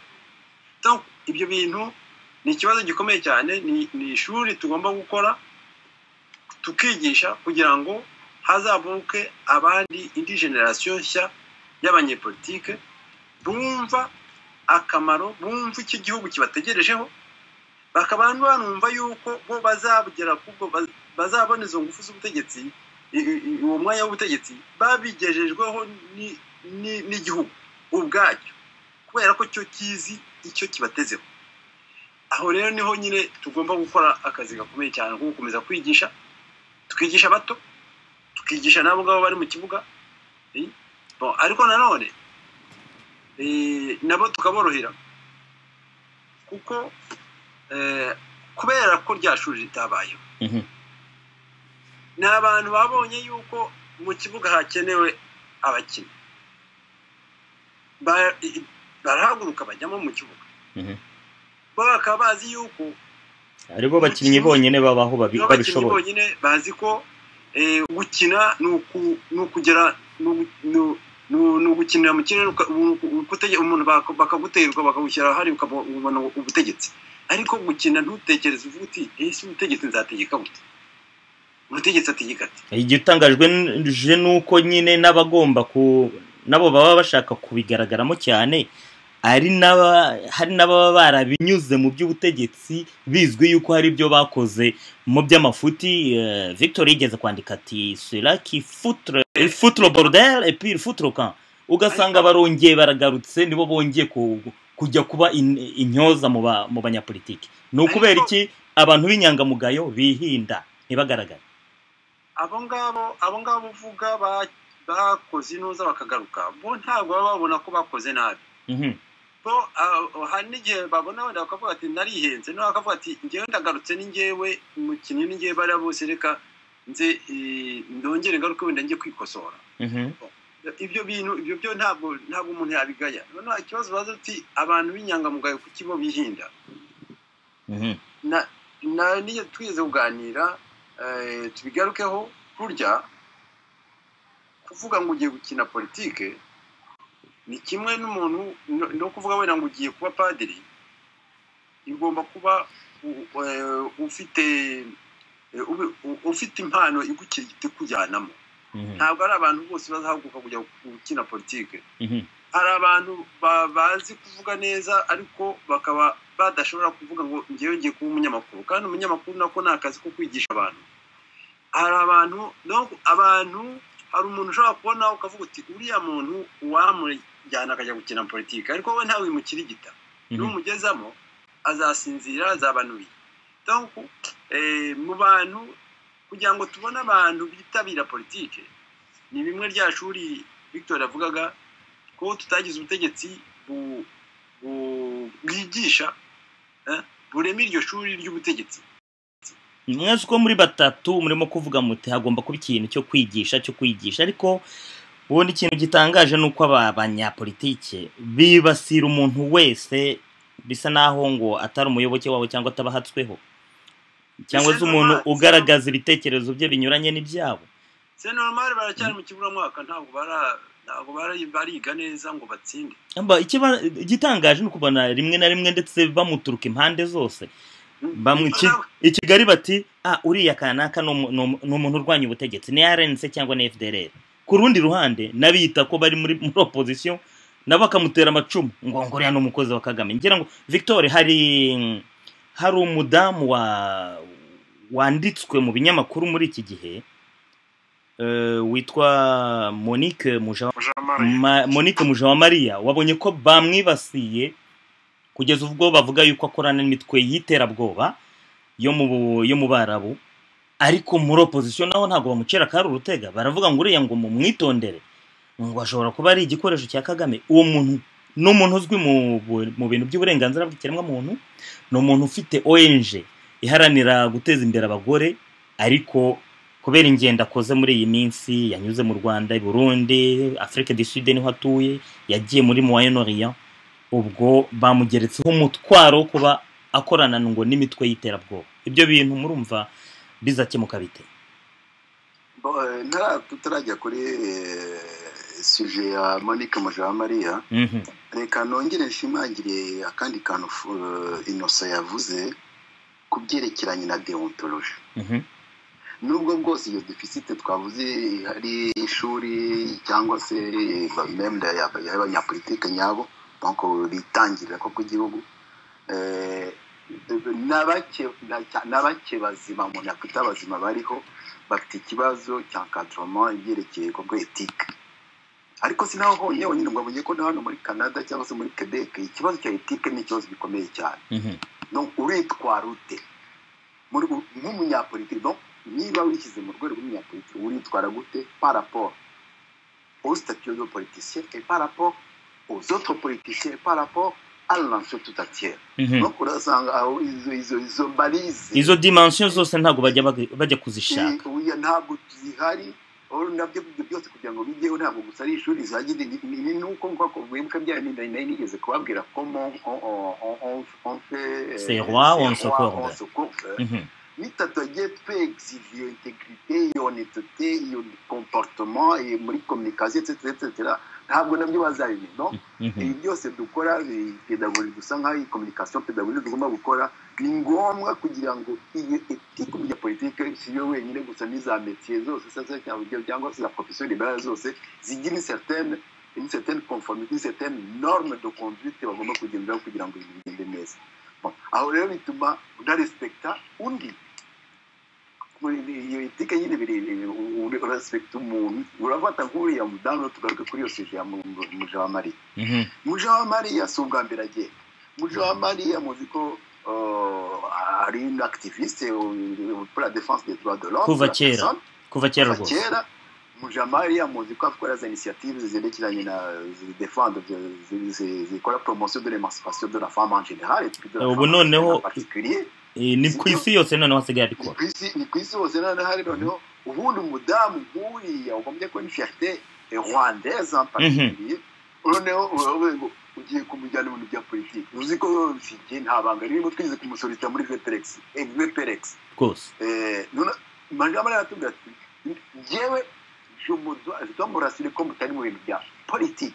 No kugeza rero kubona izi succès ari bakora international muri humanitaire none urabona ko ari hageze kandi koko bifite une inspiration mondiale.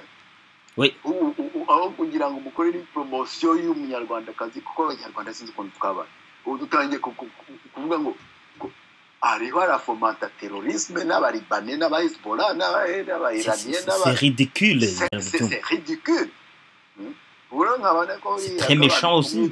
Kumwibasira kuriya ntabwo ari we bashaka buriya muzi ko n'ubu muri iyi minsi société civile mu Rwanda ifite ibibazo. donc muzi ko mu Rwanda quand on veut s'attaquer à une structure ou à une institution quelconque, un organisme quelconque, on s'attaque au symbole fort. Mujawamari rero ni fort muri société civile, ni kuriya mudamu. Donc ubwo bagiye kuvuga ati nidukasuriya ko bya bindi byo kuvuga ngo fata ba office abandi bari abacike. Nabonye umuntu wabyanditse biriya bintu yigize umuntu uzi ngo gukora amaperereza, amatariki yagendeyeho, aho yagiye, abo yagiye ahura nayo, ariko umuswa ntabone yuko yagiye yifashisha amafoto Mujawamari ubwe yagiye ashyira kuri Facebook. Hari ibintu gaganirira abanyeshuri b'Ubutare bo muri université y'Ubutare kubwo se ibintu bitumvikana. Akona byarere particulièrement Mujawamari atwara byirukanye n'uyu wacu ari mu kilometero hari cyangwa imwe, ariko n'uno hano muri Canada turanaganira régulièrement. Yakoze ingendo hirya no hino muri za Burkina Faso, muri Mali, muri Burundi, ahantu hose rwose avugana. Muzi ko afite na prix yahari yataboneye muri États-Unis, je crois. Nibyo rwose. Donc nous jusqu'à maintenant nibyo byandi tuvuga muri intégrité ndumva nta kintu yanenga. Ntuza Ismail. Ndakumva François. Ngiye cyo nagarukaho n'akantu gatoya aho muvuze muti umuntu yagiye yigira umunyamakuru, yigira umupererezi, amwandikaho ibintu bimeze kuriya. En fait ibyo yanditse ubwo Victor atanze ubuhamya avuga kuri Monica, nanjye Monica namuvugaho ibintu byiza nanjye muziho, ibyo by'ubuteroriste ndumva niyo ntabwo njyewe ntabwo natuma muri ya piège yo kuvuga ngo simbana nawe sinamuhakanira, njye namuhakanira ngaramye rwose. Bon gusa uwo muntu umwandikaho ibyo bintu abande akorera nde? Ni iki kimutera gukora ibyo bintu? Aho njye nabona numvishe bibabaje naho abantu bavuga yuko ari mu barwanya ubutegetsi, noneho ku rundi ruhande nabo bavuga ngo barwanya ubutegetsi nawe bakamutera amacumu ngo buriya ngo ni gatumwa ngo yaba yatumwe na Kagame. Ibyo ni biki? Nabo twibaza iki kibatera kutibaza, nabo kutibaza ngo bavuge bati ese uriya muntu ubundi ko habaho presomption d'innocence, uyu nguyu uri imurega we ninde? Ese ibya murega bifite ishingiro? Ese ko niba koko abona yarakoze iperereza akaba ibya murega bifite ishingiro, hano kubijyana mu kubisohora hanze, kujya kubishyira hanze, niho yasanze la justice yagombye ko umuntu w'umuteroriste. Bumva ko ariho bagombye kubisohora. Aha rero ndashaka kugaruka ku kintu, ibi byose tubona bimwe tuvuga tuti Repubulika yarwaye, ariko si Repubulika gusa, ahubwo u Rwanda rwajwemo, kuko mu gihe dufite ubutegetsi bigaragara ko mu gihugu la culture yo kubahiriza ikiremwamuntu, iyo culture idahari, ibi kubona inyandiko nka ziriya ntabwo byagombye kudutangaza, gusa bigomba kutwongerera intuza ibivumbikisho kugira ngo turusheho kumva ko hari urgence d'intervenir, urgence yo kwigisha, urgence yo gukangurira abantu, kuko ikibazo hari les régimes dufite, mais tukajya noneho n'abantu hanze bagwamo nabo badakangukira la culture ishobora gutuma haba changement.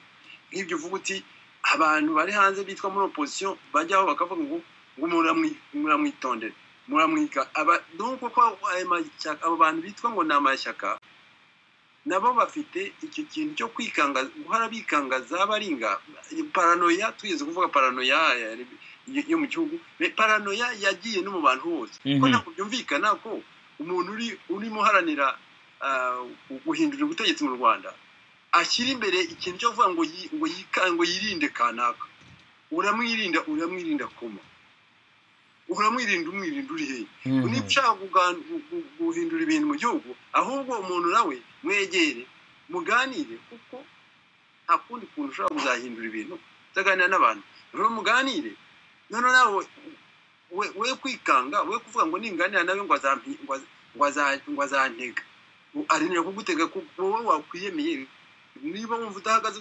ntahugana utaza ahugana aho ngaho wamwirira ko akaba ari cyo kibazo rero ko n'abantu batabona ahantu bagana batabona icyerekezo bazakomeza kugenda bitwaza bahinga ubwoba none nibaza bakavuga bati Ismail mu mwitondere avuga akorana na Kigali abantu bati mu mwitondere Ismail aho kugira ngo baze bavuga bati reka twumva ariko ibyo Ismail avuga twumve tuganire na Ismail niba yanakorana na Kigali tumenye ibyo banakorana ahubwo anadufashe kumenya uko Kigali ikora ibyo bizwi nuko nta wakorana nawe yaranabigaragaje gusa na Kigali nyine iyo utayiramya iyo utavuga ibyayo ubwihite gushyira mu mwanya umwe n'abayirwanya Maître Innocent nagira ngo ngaruke ku kantu Victor yaravuze avuga ati biragaragara ko ari nk'igitero cyagabwe kuri société civile kubera kuri umudamu ni Sembore muzi ko ndumva ari filime mwararebye nyuma ya genocide mu 1994 mwabonye urugendo gize gukorera mu Rwanda nibyo rwose bamukoraho filime imeze neza agumya kwitanga nyuma y'imyaka 20 yose ishize aranira uburenganzira bw'ikiremwa muntu cyane yageze abamugani Sembora ikimenyetso gikomeye cyane cy'umudamu munyarwanda twamwita ni icone wabashije kugera hejuru mu bushorishori muri uwo mwuga we bikaba nabyo bituma amahanga mu izo mission zimwongera ububasha bwo kugira ngo abeho neza ariko n'isura ye iyo rero utangiye kujya muri urwo rwego mu by'ukuri abanyapolitiki bamwe batangira kuguhiga bati wenda uzu wacu ujye mu mashyaka yacu dufite umuco mubi wambura uti ntabwo nabizamo kuko mfite mu zindi gahunda nazo zibitiye abaturage arabu Rwanda ari n'abandi bo kwisakamaro akavuga ati buriya ni igipinga ati baraturwanya kuba gusa wanze kujya gukwana nawe bikavuga ngo uraturwanya tugomba kukurimbura kuko zirangufa afite buriya ashobora kuzikoresha aturwanya kandi atari byo urimo hari umuhungu ukunda kwandika kuri Facebook witwa Zamurambaho Remo kubera ko ari umuntu tuziranye cyane ntabwo uri nagombye kuvuga we cyane ariko muri minsi nabonye yasigaye avuga ameze nk'aho ari umuvugizi wa guverinoma y'u Rwanda kuri internet sinzi niba wamutumye cyangwa se niba ari mission y'abayihaye ariko yarutse kwandika avuga ati wowe Innocent Twagiramungu na Murindahabi Jean Claude ndababajije musubize ni mwebwe société civile Obama yarutse kuvuga icyo kibazo rwose nirinze kumusubiza ariko nyivuze kuko bigaragara ko kubona Obama yarashatse ko société civile yagira ingufu kandi mu Rwanda muntu ko société civile bayigenzeho Reprodor ifungwa n'abandi bose biragaragara ko iyo ntambara n'uwo muvuduko Obama abona société civile yagombye kugira ko hari abategetsi benshi biteye ubwoba ndavuga ko bigaragara ko murabona société civile rwose mu Rwanda barayiciye rwose aho Reprodor bayishwanyurije bari abagabo bacyuma bakoraga bari abantu Twagiramungu bari basigaye bagerageza bakava mu gihugu itangazamakuru abanyamakuru bakirukanswa bagafungwa abandi bakicwa biragaragara ko nta ushaka ko société civile ivuga rero kuba Obama avuga ati dufite n'amafaranga dushobora gufinansa sosiyete sivile kugira ngo igire imbaraga itange umuganda wayo mu kubaka ibihugu byo muri Grand Lac. Nkeka ko bihangayikishije abantu benshi. Nayo mfite ikibazo na uwo muvandimwe yavuze kuri interinete ari nk'agasumburutso, ntabwo twamushubije mu by'ukuri. Umuntu ashaka kumubwira ati wenda se none wagira ngo we ubaka igihugu itagira sosiyete sivile, yabitwaye giti wayo sosiyete sivile se Obama yaba yaravugaga. Ni iryari koko abanyapolitiki bumva bazumva ko hari troisième voie? Aha ndashaka kuvuga yuko abari ku butegetsi bafite umurongo wabo n'abashaka kugera ku butegetsi no wundi murongo, ariko bazumva ryari ko hagati yabo hari indi voie y'abantu, no kuvuga abantu badaharanira ubwo butegetsi ariko bagomba kugira uruhare mu gutunganya igihugu. Reka dusubire ku kintu cya fondamental, ahubwo poza question trop kimfashe ubwo kibaze. N'ibyari abanyarwanda tuzumva ko tugomba guharanira liberté zacu fondamental na droit individuel comme il faut, kuko niho bituruka byose. Iyo liberté, iyo uhara izo bintu droit zawe zikorera, tu as droit, ufite uburenganzira bwo gukora choix. Turabiharanira, ariko turabiharanira bikabona byegere bw'abantu kwavuga biti ibi sibyo ntabwo bashobora, ibi sibyo namwe sibyo. Donc ari ukundi kuntu ibintu byagomba. Umuco turacyari muri byo byo kwigisha kugira ngo ya yindi giye mbita ku changement ya paradigme igerekeye imyitwarire mu buzima rusange bw'igihugu n'ubuzima bw'abaturage. Nicyo kintu tugomba kumva, no twumva yuko wowe buri muntu afite uruhare rugafite partition ye kugira ngo iyi symphony cyangwa se iyi orchestre ishobore gutanga umuziki. Innocent ntazi umunyamuzikira gutanga produit nziza. No yo ntabwo uri violoniste urashaka kugiye kuvuga ngo ugiye kujya unoze muri harya mu gikindi muri piano. Ntabwo urakina hano ureke n'undi akine hari we kwikubira we kuvuga ngo ikintu ushaka kukireka ari cyako na electronic no bashobora barakoze za synthétiseur ça va encore. Ariko muri société muri science sociale cyangwa se mu bintu sociale ibyo bintu bibarabaho. Troisième voie rero, troisième voie, plusieurs voies. Harimo pluralisme, bigaruka pluralisme bigaruka muri complémentarité. Urakoze cyane. Tugomba rwose kwiga no kwigira. Urakoze cyane Victor. François Munyabagisha.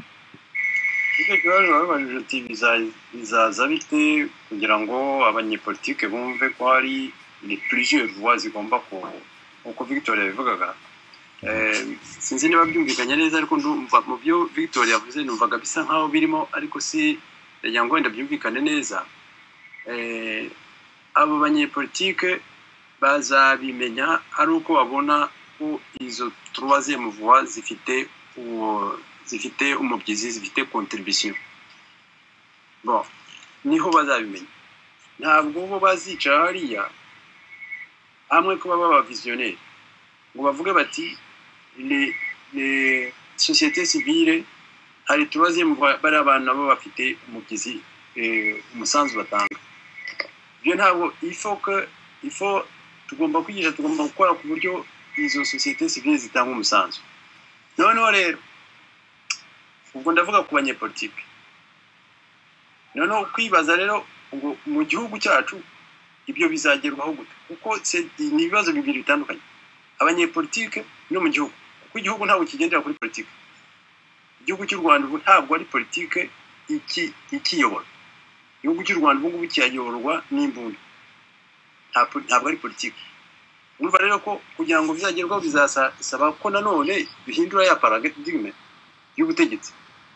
Ubutegetsi repubulika ikongereka igashingwa ikagendera kuri politike, ku bitekerezo bya politike. Noneho icyo gihe na za société civile nazo zikumva zigakora akazi kazo.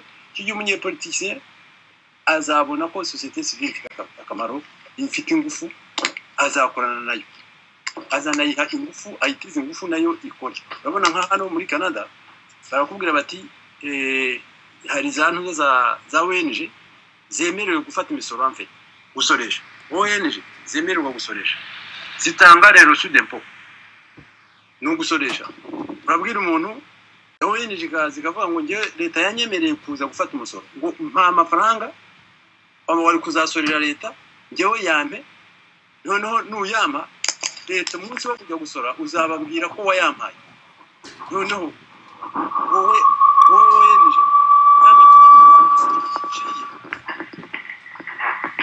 bamusokiye ukajya kukoresha. Kuko leta ntabwo ari leta yabonye ko abanyepolitike babonye yuko ari troisième force.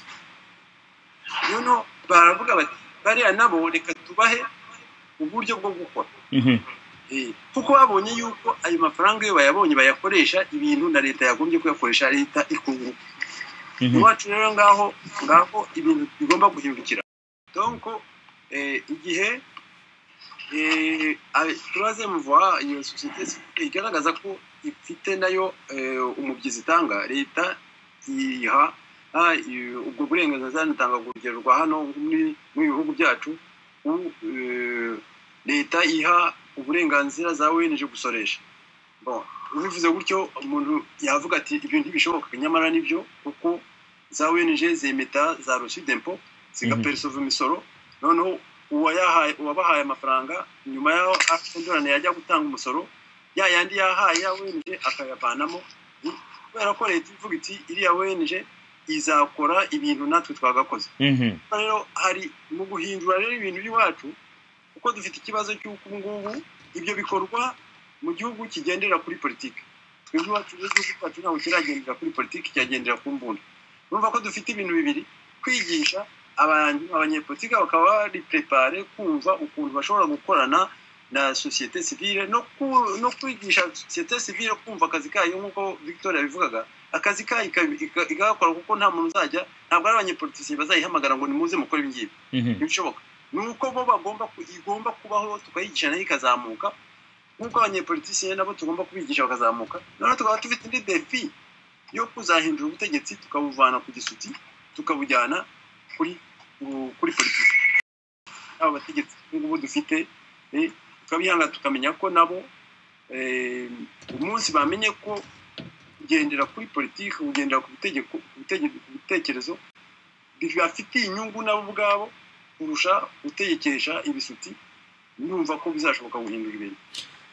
Ndabashimiye mwese kubw'ibitekerezo byubaka u Rwanda n'umunyarwanda mukomeje gutanga, cyane cyane ibitekerezo byubaka umunyapolitiki wiyemeje kubigira umwuga.